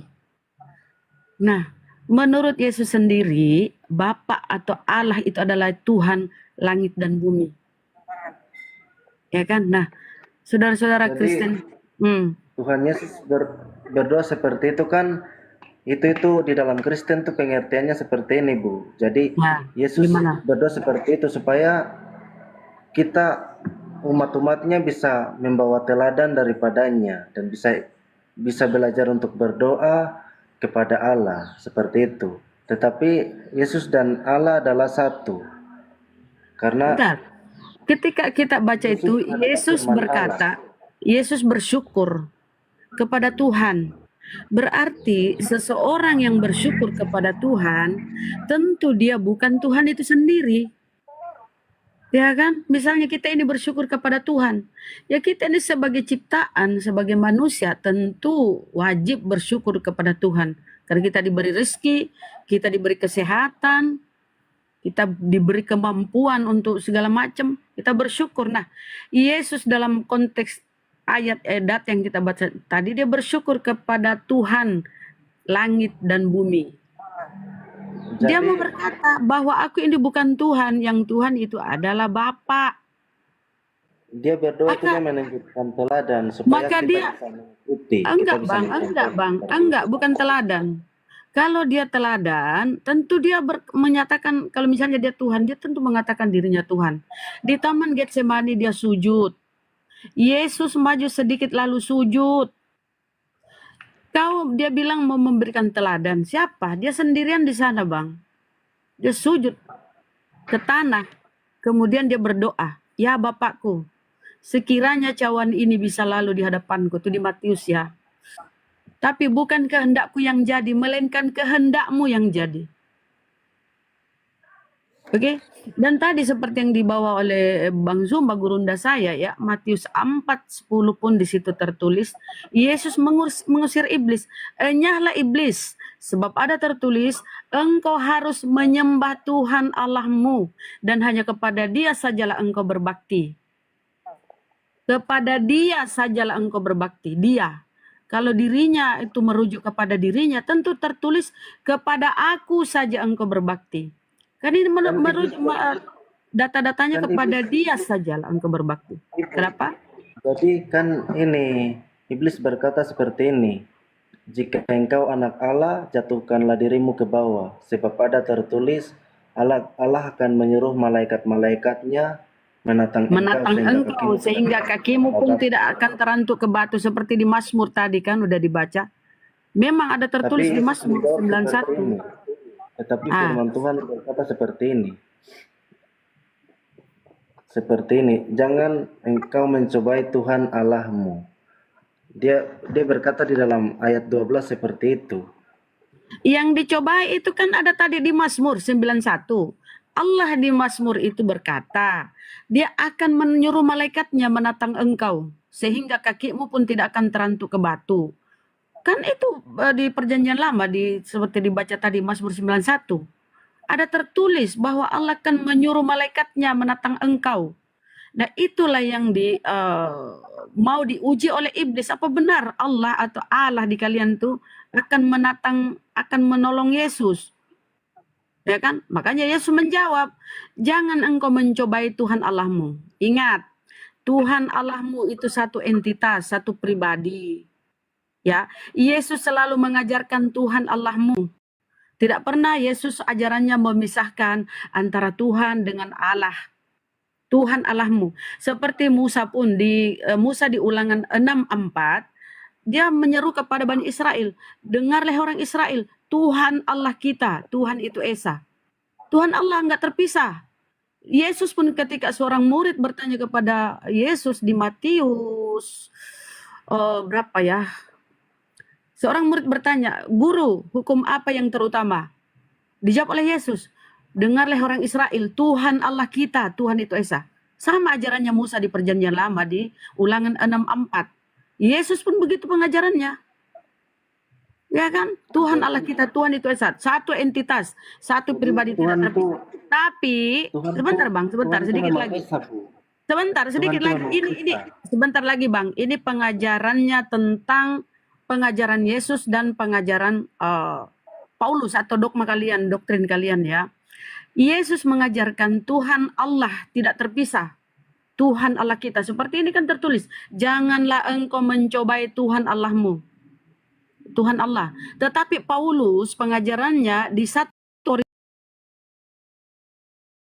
Korintus 8:6, satu Allah di surga itu Bapa. Dan Tetapi satu Tuhan yaitu Yesus. Sebentar Bang. Pengajaran Paulus terpisah antara Allah dengan Tuhan.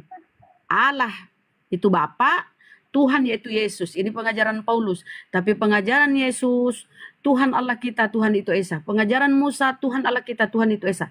Satu entitas, tidak terpisah, bukan dua pribadi. Paulus beda ajarannya. Ada Allah itu Bapa, Tuhan itu Yesus. Itu Paulus ajarannya di Bible kalau kita baca ya. Tapi Yesus, makanya Yesus di Matius 11:25, dia bersyukur kepada Allah, Tuhan langit dan bumi. Siapa itu Allah? Tuhan langit dan bumi itu Allah. Bukan Yesus. Jadi yang Tuhan itu adalah Allah atau Bapa. Tapi Paulus membedakan. Bapa itu Allah, Tuhan itu Yesus. Itu di 1 Korintus 8:6. Ini surat-surat Paulus. Jadi ajaran Paulus tidak sama dengan ajaran Yesus atau para nabi-nabi terdahulu. Di sini tertulis, janganlah engkau mencobai Tuhan Allahmu. Tuhan Allahmu itu enggak terpisah, satu entitas, satu pribadi. Itulah yang membuat kalian kebingungan. Yang mana sih Tuhan ini? Padahal ya Tuhan itu Allah. Sama, satu entitas, satu pribadi. Begitu Bang. Sama dengan ajaran Musa di Ulangan 6:4. Silakan. Jadi Yesus itu Tuhan. Karena Iya. Yesus yang mengerjakan Di mana semuanya. tertulis itu Yesus Tuhan? Nggak ada Bang. Yesus Nggak yang ada data di Bible. Yesus mengerjakan, dia yang menciptakan langit dan bumi segala isinya, karena Yesus itu firman Allah. Karena Bang. Begini tadi sudah Bang. tertuliskan Allah terus Yesus itu Tuhan. Bang. Di Kejadian 1:3, berfirmanlah Allah, jadilah terang. Terang itu Maka adalah terang itu hasil jadi. dari firman Allah. Kamu dengar Bang, Firman Allah pelan-pelan. itu Tuhan Yesus, Bu. Aduh Tapi ya pada Allah. saat Dengar itu dulu kan Bang ya. zaman Dengar dulu. perjanjian. Ini data di Bible loh. Data di Bible. Di Kejadian 1:1, berfirmanlah Allah, jadilah terang. Jadi terang ini adalah hasil dari firman Allah. Setelah dia berfirman, firman itu kan perkataan. Apa itu perkataan Allah? Dia berkata, jadilah terang. Terang itu jadi. Terang itu jadi Bang. Apakah ada yang menuhankan terang? Ada yang menuhankan terang? Coba. Ada yang menuhankan terang? Tidak ada.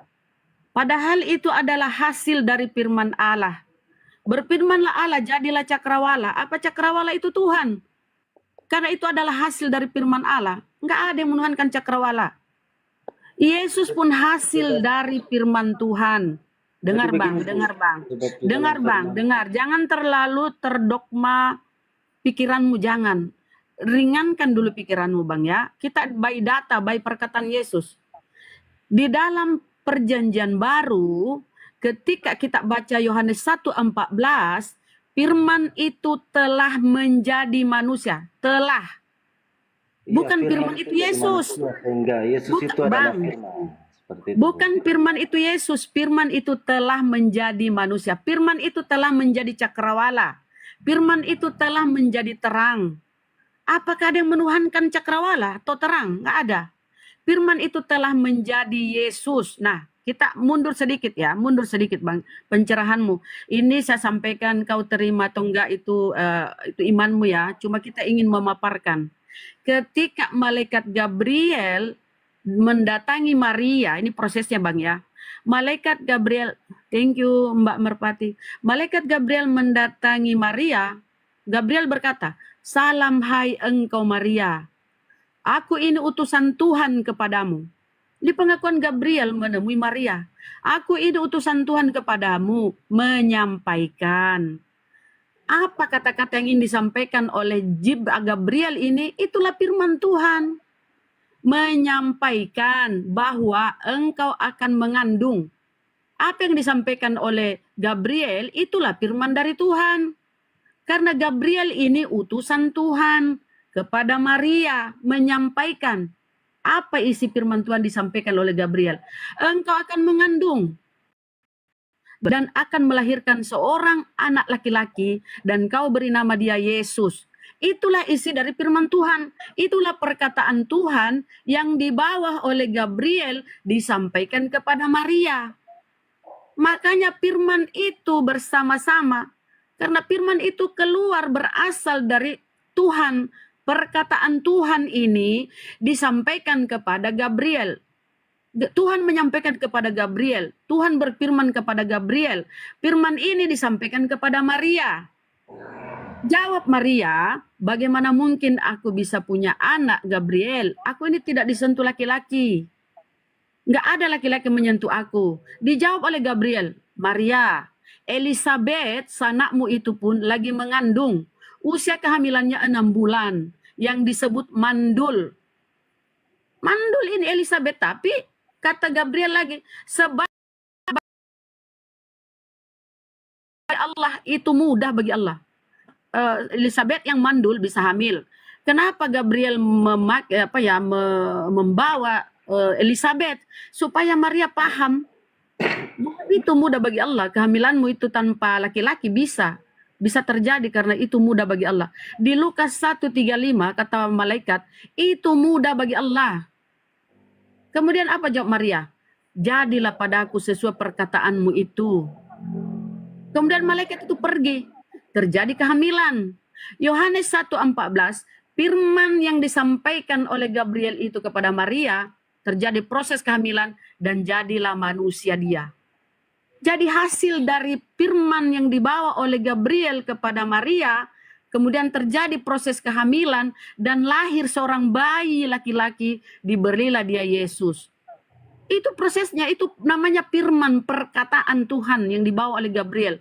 Misal nih contoh, izin Bang contoh ya, analoginya gini. Saya ngomong kepada pelayan, saya berfirman, taruhlah saya berfirman, berkata kepada pelayan. Firman ini kan perkataan. Saya berkata kepada pelayan, tolong buatkan aku secangkir teh. Pergilah pelayan ini menyampaikan ke dapur. Dibuatlah, diolahlah secangkir teh. 5 menit kemudian ada teh di depan saya. Jadilah teh di depan saya. Firman saya telah berubah menjadi teh. Perkataan saya tadi yang saya sampaikan kepada pelayan sudah berubah menjadi secangkir teh di depan saya. Apakah teh itu adalah saya? Bukan. Teh itu adalah wujud dari perkataan saya. Wujud dari firman saya kepada pelayan. Jadilah teh di depan saya. Itulah makna Yohanes 1:14. Firman itu telah menjadi manusia. Perkataan saya itu telah menjadi secangkir teh. Itu analogi pentingnya. Saya angkat telepon sebentar dulu Ibu. Begitu Bang untuk memaknai firman. Karena teman-teman Kristen ini memahami firman amburadul ya kalau aku bilang ya. Karena dia maknai firman itu adalah Yesus itu sendiri. Padahal firman itu, Yesus adalah hasil dari firman itu sendiri. Kalau dalam Islam, innama amruhu iza arodo syai'an ayakula lahu kun fayakun. Sesungguhnya apabila Allah hendak menciptakan sesuatu, Allah hanya berkata jadi, maka jadilah sesuatu itu. Ya, dengan cara berfirman Allah itu, jadilah apa yang dia kehendaki. Kalimat perintah yang keluar dari mulut Tuhan, ya ini bukan mulut sesungguhnya ya, ini kiasannya. Perintah Tuhan atau kalimat perintah yang keluar dari mulut Tuhan itu jadi, maka jadilah. Innama amru iza aroda syai'an ayakula lahu kun fayakun. Begitu Bang memaknai firman dari Tuhan. Silakan Bang Al-KTP sampaikan pencerahan kepada adik kita ini, silakan. Ya, makasih Bunda. Saudaraku Glenn dari Protestan ya? Ya dari Protestan. Tadi soalnya narasi Anda saya tahu dari Protestan. Baik, apa yang disampaikan Bunda Rahma tadi itu sudah sangat luar biasa ya kalau Anda mau mendalami ya. Karena saya juga belajar dari teman-teman saya, guru-guru saya termasuk Bunda Rahma. Sudah sangat luar biasa. Oke, sedikit Bang. Sebelum lanjut, saya ingin dulu menyampaikan, Masya Allah Bang Al-KTP. Makasih Bunda. Mantap. Lanjut.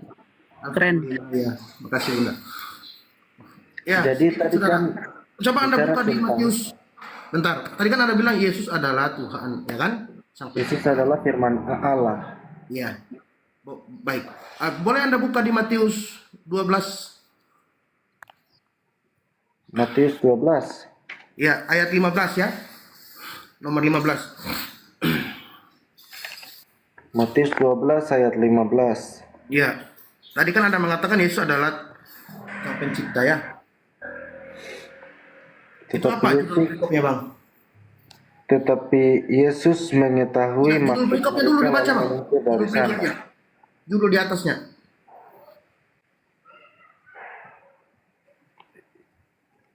berapa?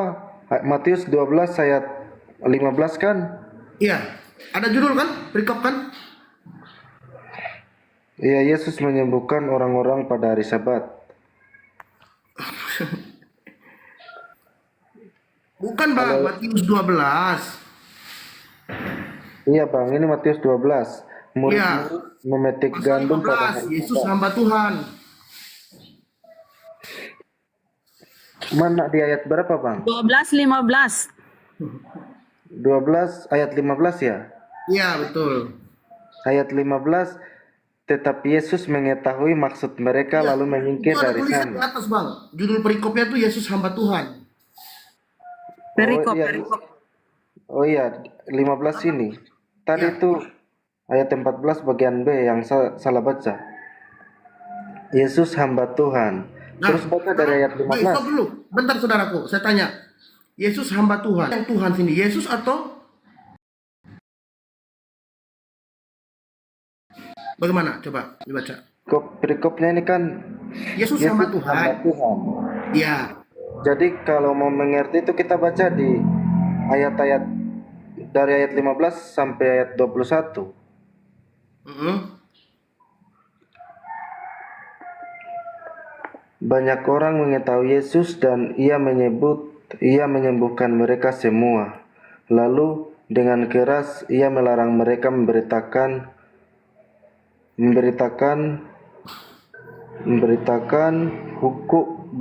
memberitahukan siapa dia, supaya genaplah firman yang disampaikan oleh Nabi Yesaya. Lihatlah, Sebentar, saudara. Izin. Bang Glenn. Menurut Anda Yesus Tuhan ya?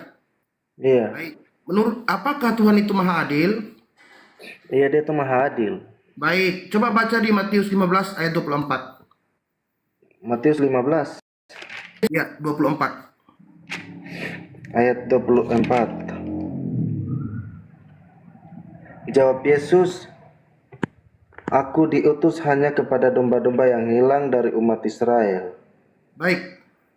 Jikalau Yesus itu maha adil, kenapa dia hanya diutus kepada domba-domba yang hilang dari Bani Israel? Kalau Tuhan maha adil, berarti dia diutus untuk seluruh umat manusia ciptaannya. Gitu. Pada saat itu kan pada zamannya Israel kan, makanya Yesus berkata seperti itu. Pada zamannya orang-orang Israel. Kita ini kan belum ada. Pada saat itu kan belum ada, tetapi saat Yesus bangkit itu kan Yesus pernah berkata, beritakanlah kepada bagaimana lagi. Jangan kemana-mana saudara. Kan ini pertanyaan saya, kalau memang dia maha adil sebagai Tuhan, tidak mungkin dia menjawab kepada perempuan itu. Itu kan ceritanya ada seorang perempuan Kanaan yang meminta kepada Yesus untuk menyembuhkan anaknya yang kerasukan roh jahat. Coba baca lagi Bang, ayat selanjutnya. Tadi berapa lagi, Abang? Matius 15:24. Oh ya, saya buka dulu. Ya boleh, silakan baca lagi Bang ke bawah Bang, 16-nya, 17-nya.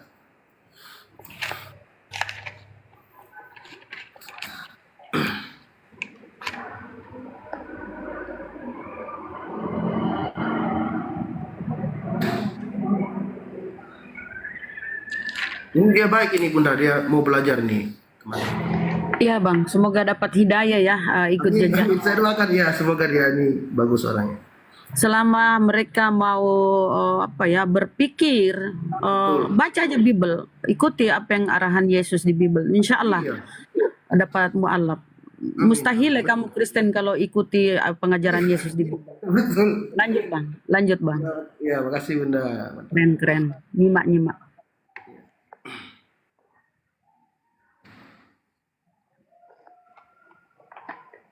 Sudah saudara? Tadi Matius 15 kan? Matius 15 ayat berapa, Bang? 24 saudara. Oh, ayat 4. 24. Oh, 24. Ya. 24. Jawab Yesus, aku diutus hanya kepada domba-domba yang hilang dari umat Israel. Ya, terus siapa yang? Bagaimana Bang? Ya, jadi di situ kisahnya ada perempuan Kanaan ya, perempuan di luar Israel, Sriwil, yang meminta kepada Yesus untuk menyembuhkan anaknya yang kerasukan roh jahat. Kemudian Yesus berkata, aku diutus hanya kepada domba-domba yang hilang dari Bani Israel, Bani Sriwil ya. Dan Yesus berkata, tidak layak roti yang diberikan kepada anak-anak, diberikan kepada, terus Bang, baca ke Bapak. Baca Bang. Bagaimana? Bagaimana Bang? Baca Kurang lagi dengar. ayat selanjutnya Bang. Mau baca ayat selanjutnya lagi. Ya, biar Anda tahu bahwa kalau memang Yesus Tuhan, tidak mungkin Yesus berkata seperti itu. Silakan.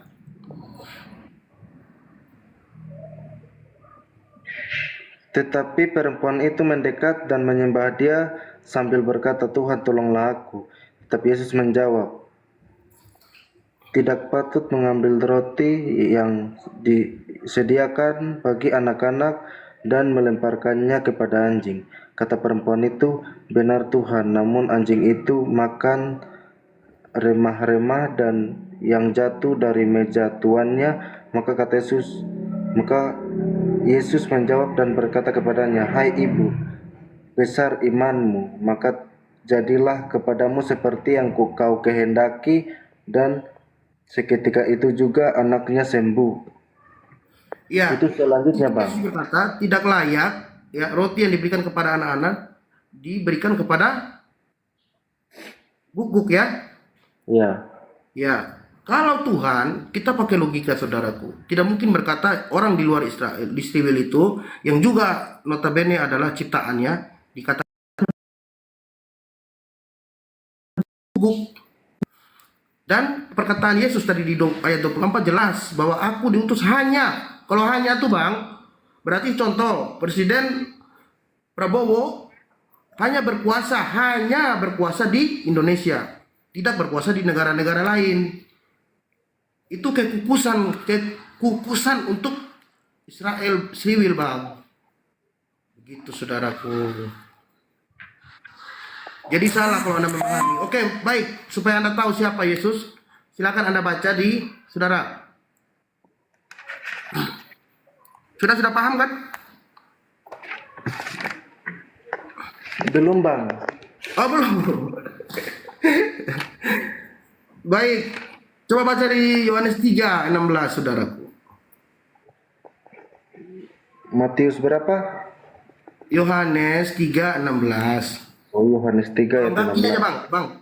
Saudara. Buka di Yohanes 5:37.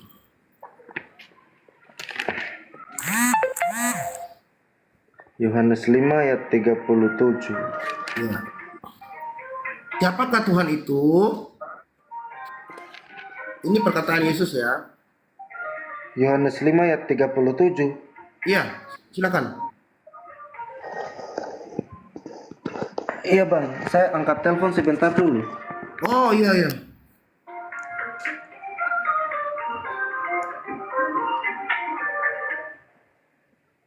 Halo. Selamat siang Om. Ditelepon sama pendetanya tuh.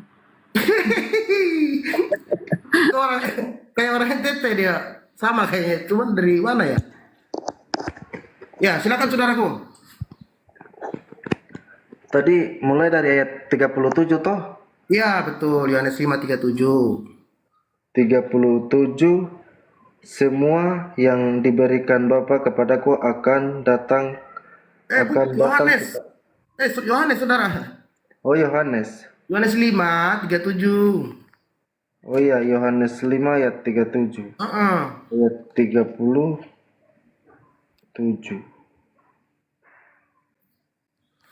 Bapa yang mengutus aku, dialah yang bersaksi tentang aku. Dialah yang bersaksi tentang aku. Kamu tidak pernah mendengar suaranya, rupanya pun tidak pernah kamu lihat. Baik. Ingat ya, kamu tidak pernah dengar suaranya, rupanya pun tidak kamu lihat ya. Bapa yang mengutus aku. Betul? Iya, memang di sini betul. Ya, sebentar. Saya tanya dulu, betul? Bapa yang mengutus aku, kata Yesus. Memang Suaranya Yesus tidak kamu dengar, rupanya tidak bisa kamu lihat. Lalu waktu Yesus dibaptis di Sungai Yordan ya, betul kan? Turunlah Roh Kudus berupa merpati, dan terdengarlah suara dari langit. Inilah anak yang kukasihi, kepadanya lah aku berkenan, dengarkanlah dia. Itu suaranya siapa? itu suaranya Allah Bapa. Nah, di situ Yesus sebagai apa? Itu Yesus itu adalah firman-Nya, tetapi kan Allah kan berkuasa. Jadi dia berubah firman-Nya menjadi manusia, turun ke dunia untuk menghapus dosa manusia, menyelamatkan manusia dari dosa. Sebentar, poin saya tadi, Yesus berkata, suaranya tidak bisa kau dengar, ya. Bapa yang mengutus aku, rupanya tidak bisa kau lihat, suaranya tidak bisa kau dengar. Lalu dari mana si penulis Yohanes ini tahu bahwa ada suara dari langit? Sedangkan Yesus berkata tadi suaranya tidak bisa kau dengar. Itu Bang. Jadi di dalam Bible itu Bang, ya banyak sekali yang tidak yang tabrakan Bang.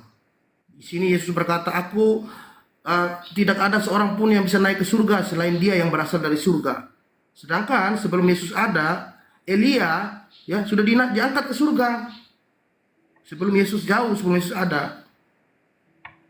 Gitu. Jadi banyak yang kontradiksi. Jadi benar disampaikan Bunda Vera tadi itu ya, kalau Anda Bunda Rahma ya, kalau Anda mau belajar luar biasa tadi sebenarnya, udah cukup sebenarnya itu.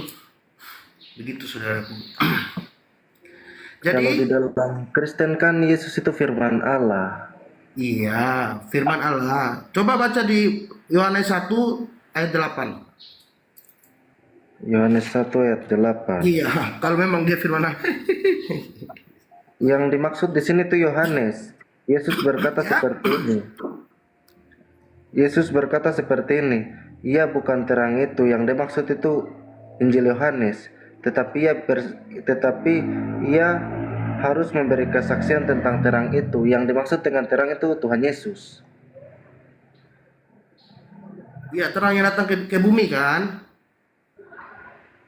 Iya, Injil Yohanes pasal 1 ayat 8. Baik, sekarang begini saudara. Saya ingin bertanya kepada Anda. Saudaraku, biar nggak panjang. Glenn. Iya bang. Iya. Begini. Apakah kamu percaya Yesus datang sebagai manusia? Percaya. Baik. Berarti dia manusia kan? Di mana tertulisnya Bang? Yesus manusia sepenuhnya Tuhan. Silakan. Karena di dalam Kristen Itu doktrin saudaraku, doktrin dari gereja saya juga dulu Katolik, saudara. Tapi kalau kita baca perkataan Yesus tidak ada dia mengatakan dia adalah Tuhan. Seperti yang Anda katakan tadi di Yohanes 10:30, aku dan Bapa adalah satu. Coba Anda baca sebelum Yohanes 10:30. Yohanes 10:29 ya, coba. Biar Anda paham maksudnya Yesus itu aku dan Bapa adalah satu, satu apa? Satu pekerjaan maksudnya. Silakan saudara. dan Bapa itu satu karena dia firman Allah. Ya, coba baca dulu Bang, biar kita tidak ini saudaraku. Di mana? Yohanes 10. Yohanes 10 ayat berapa? Ya. Yohanes 10:30 kan sebelum 30 ya, 29, 28. Oh, 29. Bapakku yang memberikan mereka kepadaku lebih besar daripada siapapun. Tuh. Lebih besar daripada siapapun dan seorang pun tidak dapat merebut mereka dari tangan Bapa. Aku dan Bapa adalah satu. Berarti Yesus mengakui bahwa dia sama Bapa itu adalah satu. Ya, sebentar kita baca ulang ya. Bapakku yang memberikan mereka kepadaku. Ingat ya, ini kan bahasa Indonesia ya saudara ya. Bapakku yang memberikan mereka kepadaku lebih besar daripada siapapun, termasuk Yesus. Bapa lebih besar daripada Yesus ya saudaraku. Dan seorang pun tidak dapat merebut mereka dari tangan Bapa. Nah, kalau Anda baca lagi, bentar ya. Bagaimana bang? Baca di yang 25-nya Bang. Ayat 25. Nanti Anda paham bahwa Yesus, aku dan Bapa adalah satu, itu maksudnya apa gitu. Yesus menjawab mereka, "Aku telah mengatakannya kepada kamu, tetapi kamu tidak percaya. Pekerjaan-pekerjaan yang kulakukan dalam nama Bapakku, itulah yang memberi kesaksian tentang aku." Ulang. Yesus menjawab mereka, "Aku telah mengatakannya kepada kamu, tetapi kamu tidak percaya." Ya, aku telah mengatakan kepada kamu, contoh, Yesus telah mengatakan kepada Bang Glenn, ya, contoh. Tetapi Bang Glenn tidak percaya. Pekerjaan-pekerjaan yang kulakukan dalam nama Bapakku, itulah yang memberikan kesaksian tentang aku. Tetapi kamu tidak percaya, karena kamu tidak termasuk domba-dombaku. Anda tidak termasuk domba-dombanya yang dimaksud Yesus. Yesus bilang, aku Yang diutus Yesus kepada maksud di situ domba-domba itu, yang hilang dari Bani Israel. Bani yang Israel itu yang disebut domba. itu orang-orang Yahudi. Pada Iya, saat Bang itu Glenn, kita kan bukan, betul? aja. Terus orang-orang Yahudi itu selalu membantah dia. Makanya dia berkata seperti itu. Oke, Oke, baik. gimana? Tadi Yohanes, silakan Bunda, gantian Bunda. Oke, masuk sebentar ya Bang ya. Silakan. Bang, di Yohanes 14:24. Ya, coba simak ya Bang ya. Yohanes 14:24. Sambil kau buka. Barang siapa yang tidak mengasihi aku, ia tidak menuruti firman-Ku. Yesus ini kau maknai firman. Sementara Yesus pun berfirman, Tuhan pun berfirman ya. Barang siapa tidak mengasihi aku, ia tidak menuruti firman-Ku. Dan firman yang kamu dengar itu bukan daripadaku, melainkan dari Bapa yang mengutus aku. Jadi firman atau apa yang disampaikan Yesus di Bible ini bukan dari Yesus, tapi dari Bapa. Yohanes 17:8, segala firman yang engkau sampaikan, telah kusampaikan kepada mereka.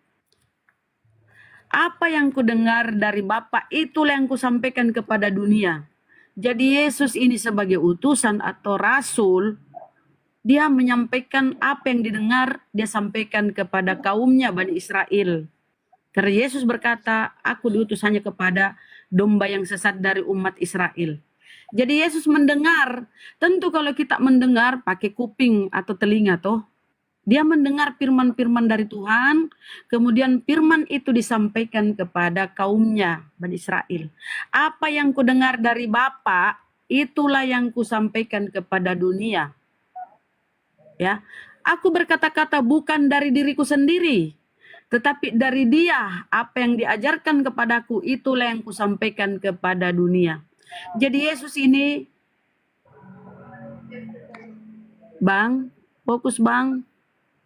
Fokus.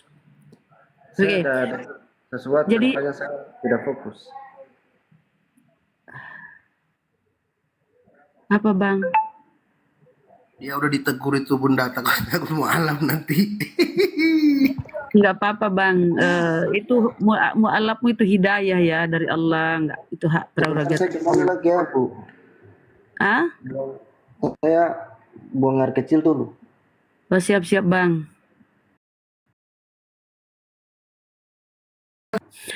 Ini apa ya? Iya Bunda. Bunda moderator itu. Belum. Hah? Ada Oten mau naik. Iya, lupa dikasih. Coba.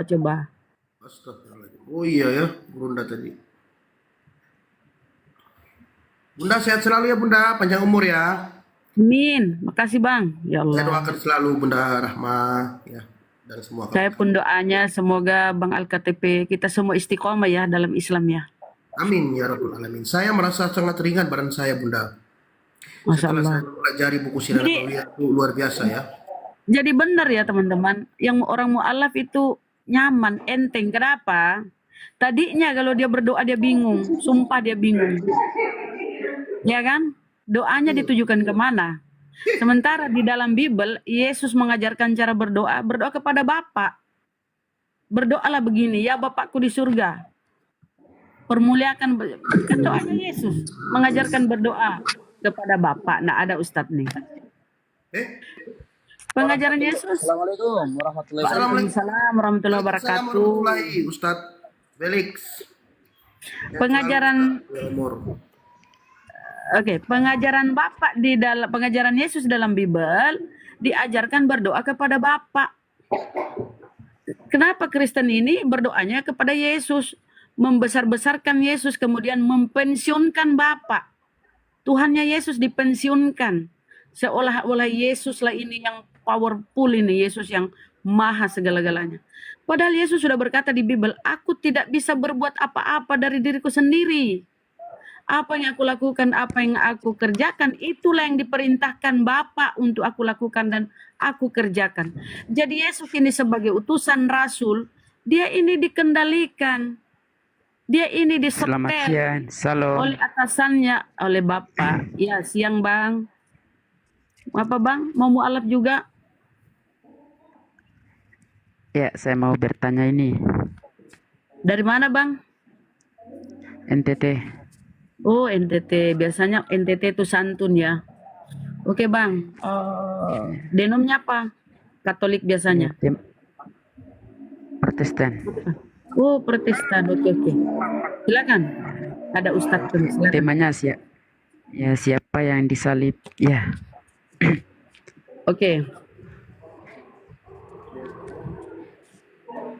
tapi bisa bertanya di luar dari tema ini juga bisa atau tidak? Boleh Bang. Oh, boleh ya. Baik. Ini sering-sering saya baca. Oh, berarti Bible ya, bukan Alkitab. Tidak bisa mengucapkan Alkitab gitu. Ya, karena kok Bible boleh Bible. Oh, Bible baik. itu kumpulan buku-buku Bang. Oh, baik. Sering saya baca Bible itu terdapat di Yohanes 17 nomor 8 itu yang berbunyi seperti begini. Segala firman yang engkau sampaikan kepadaku dan aku sampaikan kepada mereka. Makanya saya bingung dari yang engkau sampaikan kepadaku ini siapa begitu maksud Ya saya. Bapak atau Allah di kalian tuh. Bapak atau Allah itu berfirman, kemudian malaikat yang menyampaikan kepada Yesus. Di dalam Biblemu tertulis, kamu akan melihat malaikat naik turun menemui anak manusia. Apa kerjanya malaikat naik turun? Membawa wahyu. Membawa firman Tuhan Baik. kepada rasul. Yesus rasul Bang, di Biblemu Yesus rasul. Oh, ya baik ya, Mbak.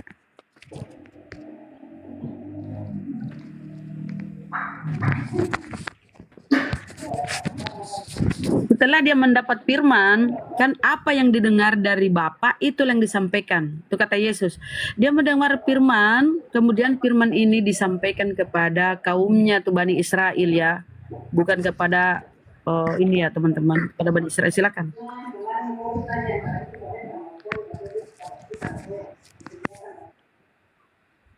Berarti saya pikir-pikir berarti Tuhan ini masih minta mendapat firman dari Bapaknya itu gimana itu? Mohon maaf ya Dek, di dalam Biblemu Yesus itu bukan Tuhan. Penerjemahlah yang menempatkannya menjadi Tuhan. Itu Tuan, Kurios. Original Biblemu Oh ya, Kurios. Tuan. iya. Jadi di dalam Biblemu Ibrani 3:1 Yesus adalah rasul. Apa Rasul, tugasnya rasul? Iya, tugas rasul itu atau utusan. Yohanes 17:3 kan mengenal engkau satu-satunya Allah yang benar. Cuma satu, itu Bapa, itu Allah. Dan satu Tuhan. Dan Yesus utusan. Dia utusan atau rasul. Makanya dia menerima firman. Oh ya, baik.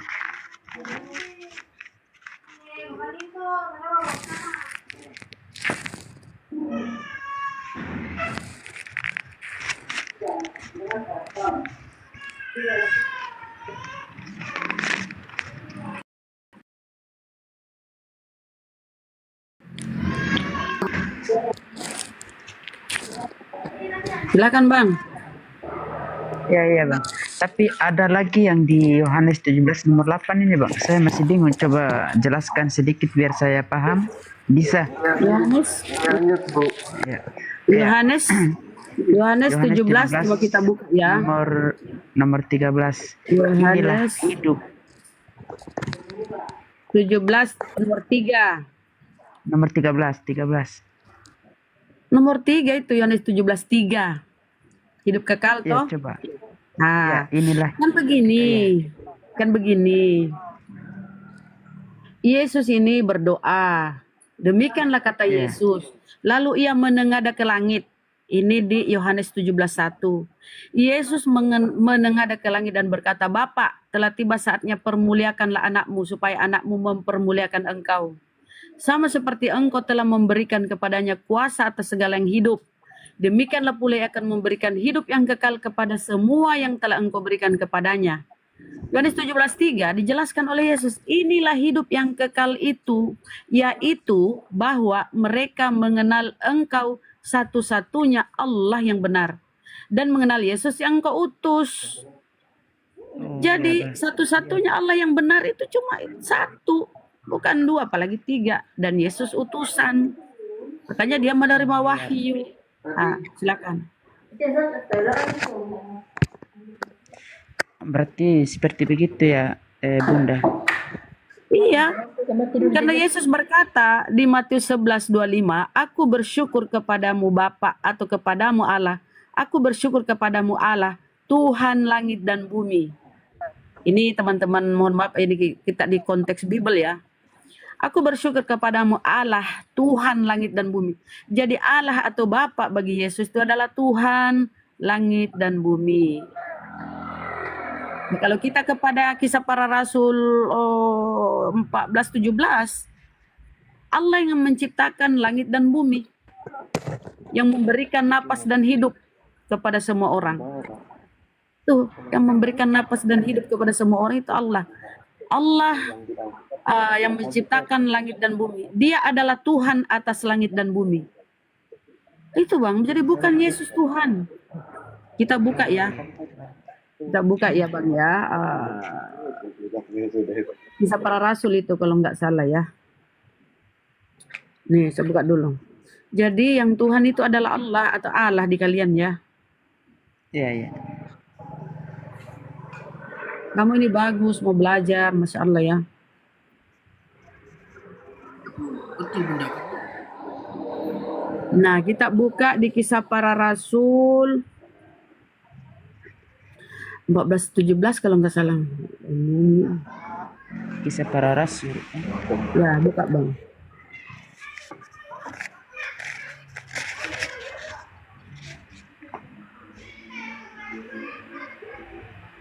Jadi pengajaran para nabi itu Allah itu adalah Tuhan, atau Allah atau Bapa itu adalah Tuhan. Oh iya. Bentar ya, saya hidupkan dulu HP. Tetapi Allah di dalam Kristen itu beda sama Islam, Bu. Ya nggak apa-apa. Ini yang dia sembah Yesus. Karena Yesus sujud dan berdoa kepada Bapa atau Allah. Ini konteksnya, kita nggak usah nyebrang ke Al-Quran. Berarti Makanya kalau Bunda. kita di Kristen baru tidak mengerti tentang konsep Tritunggal itu pasti kita mudah untuk murtad. Tetapi kalau kita sudah mengerti itu pasti seperti pasti saya saya bisa bantah begitu. Tapi tahukah Anda bahwa semua yang Anda imani itu tidak ada di Bible? Itu dogma doktrin. Sejarahnya begini Bang Glenn ya. Sebentar Bang Gibaru ya. Sejarahnya begini. Di abad 4, bapak-bapak gereja berkumpul mengadakan konsili. Konsili Bang.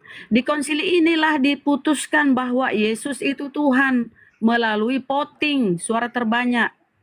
Bukan berdasarkan kajian, bukan berdasarkan Bible, isi Bible enggak. Tapi berdasarkan konsili, musyawarah mereka menetapkan, oh Yesus ternyata sehakikat dengan Bapa. Tadinya itu Mama Tuhan yang memposisikan dirinya sebagai Roh Kudus. Maria tadinya di situ Bang. Maria menduduki posisi ketiga. Bapa, Firman, Theotokos, satu Bunda Maria. Itu di konsili Konstantinopel. Belum ada Roh Kudus. Di konsili kemudian kemudian naiklah Roh Kudus. Turun Mama Tuhan atau Theotokos ya, naik Roh Kudus menduduki tempatnya Maria. Jadi mereka, kalian ini apa ya? dogma doktrin ini dirumuskan oleh bapak-bapak gereja, bukan berdasarkan data di Bible. Jadi naiklah Roh Kudus menggantikan Mama Tuhan atau Maria turun dia. Jadilah Bapak Firman Roh Kudus. Itulah yang sampai sekarang. Nah, tentang Yesus 100% manusia, 100% Tuhan, Bukan itu di begitu, Konsili Kalsedon. Tapi pada saat Yesus sedang Satu lagi. kudus datang Bang, satu lagi. Konsili Kalsedon, di situ ditetapkan Yesus itu 100% manusia, 100% ilahi. 100% Tuhan. Jadi Yesus mempunyai dua natur, itu bukan berdasarkan Bible, bukan berdasarkan kitab yang Anda pegang saat ini, tapi berdasarkan dogma doktrin konsili bapak-bapak gereja. Di situ diputuskan di Konsili Kalsedon. Ingat ya, kalau boleh tahu itu dua natur Yesus tahu tidak itu dua pernah natur itu apa? disampaikan di Bible, Bang. Dua natur Yesus itu nggak ada di Bible. Itu keputusan Bapak Gereja di konsili-konsili. Konsili Kalsedon diputuskan Yesus dua natur karena dia makan ikan goreng lah macam-macam itu. Jadi konsep ketuhananmu yang dogma doktrin itu, Bang, natur begitulah itu yang kau imani. Dua natur kan dia manusia sekaligus dia Tuhan. Begitu kan imanmu toh? Kalau dia mati, kalian bilang, oh itu kan manusianya yang mati. Kalau dia bermukjizat, oh itu ilahinya. Enggak ada yang seperti itu, Bang. Ketika dia bermukjizat, menunjukkan kehebatannya, itu adalah Tuhan yang melakukan melalui perantaraan utusannya. Seperti di Kisah Para Rasul 22. Dengarlah orang Israel, yang aku katakan, yang aku maksudkan ialah Yesus dari Nazaret. Seorang yang ditentukan oleh Allah atau oleh Tuhan. Yang dinyatakan kepadamu dengan kekuatan-kekuatan mukjizat-mukjizat yang dilakukan oleh Allah atau Bapa dengan perantaraan Yesus. Jadi Yesus itu hanya agama apa? Tuhan. Kenapa? Kenapa, Bang? Tidak, saya tanya abang di bawah. Abang Felix agama apa? Ya Islam lah. Ustadz itu Ustadz. Boleh kau bertanya tentang Islam? Oh ya. Ustadz itu. Jadi begitu Bang ya. Jadi satu sekali lagi sebelum pindah ke yang lain, tidak ada narasi Yesus di Bible kalau dia Tuhan. Itu dogma doktrin dari bapak-bapak gereja. Jadi kalau kau melawan Bible, ada ayatnya. mana datanya kalau dia Tuhan. Tuhan? Mana datanya? Kasih satu data Yesus Tuhan. Yohanes, tapi ayatnya Kasih saya saya sudah data lupa. Yesus Tuhan. Sebentar, kasih saya. Nggak bisa kau bilang lupa. Kan kau jangan cuma modal imani dong. Seperti ini, tapi saya sudah lupa ayatnya, tapi sama pasalnya, tetapi ayatnya saya sudah lupa. Dia punya ayat itu berkata seperti ini. Engkau menyebut aku guru dan Tuhan dan Oh, panggilanku Yohanes tetap 13:13 itu, Bang. Yohanes 13:13. Tapi dia mengaku akulah guru dan Tuhan. Dia mengaku Yohanes bahwa dia adalah Tuhan. 13:13 dengar sebelum dengar dulu sebelum beralih ke saudara saya yang lain ya. Yohanes 13:13 kau sebut aku guru dan Tuhan. Itu Tuhan, kurios, Tuhan. Kalian dibodoh-bodohi penerjemah. Kan Tuhan dan Tuhan itu Tuhan. sama saja, itu kan bahasa Indonesia. Bu. Lah, masa Tuhan dengan Tuhan sama Tuhan dan Tuhan saja itu bagaimana sama, Bu. ini? Karena Bagaimana bisa sama, Bang? penguasa. Tuhan itu kan yang sebagai Jadi kalau penguasa kan, Tuhan, Tuhan juga misalnya sama. Ya, Tuan- Bang Glenn, Tuan- Bunda, Tuan Bunda, Glenn, izin. Iya, Tuan Tuhan, Glenn ini. Tuhan itu sama, Bu. Glenn ini Tuhan. Bunda- Bisa dipanggil Bunda Tuhan, izin Bang ber- Glenn. Izin Bunda, Beda, izin Bunda. Oh, silakan. Ya, begini Glenn, saya juga Kristen dari NTT ya Bang. Begini saya mau bisa saya Iya, Bang. bertanya sesama Kristen juga Bang Glenn. Kalau Silakan lanjut. kalau Kami menurut sedang berbuat saya ya kalau menurut saya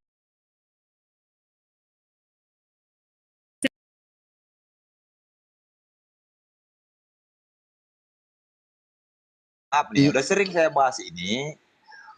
Bahkan ada seorang Habib yang ngaku atau dia ngaku Habib nggak tahu lah. Pokoknya dia bilang dia Habib gitu kan. Saya sering bahas ini. Sayangnya yang jawabnya itu ngalur ngidul kemana-mana. Saya cuma nanya asbabnya. Ya saya nggak menanya hal lain. Apa asbabun nuzul daripada ayat itu hingga itu turun? Apakah karena pada saat itu orang-orang sudah lebih banyak wanita hingga asbab Allah menurunkan ayat itu. Apakah karena apa? Itu sebenarnya yang saya tanya. Bukan hukum nikahnya. Kalau masalah hukum nikah kan itu udah lain bab pembahasannya. Oke, siap. Kita kasih ke Ustadz Al-Farid karena Ustadz Anafi juga lagi salat, atau Bang Andre, Bang Novel, atau siapa yang mau bertanya, mungkin ke Dinda Madel. Silakan. Awak izin Ini dulu Dinda. Buya, Izin ya. Iya. Siap. Terima kasih banyak siap. Buya, Uni, Ustaz. Iya, makasih Pak Novel. Ya, barakallah. Ya. Siap.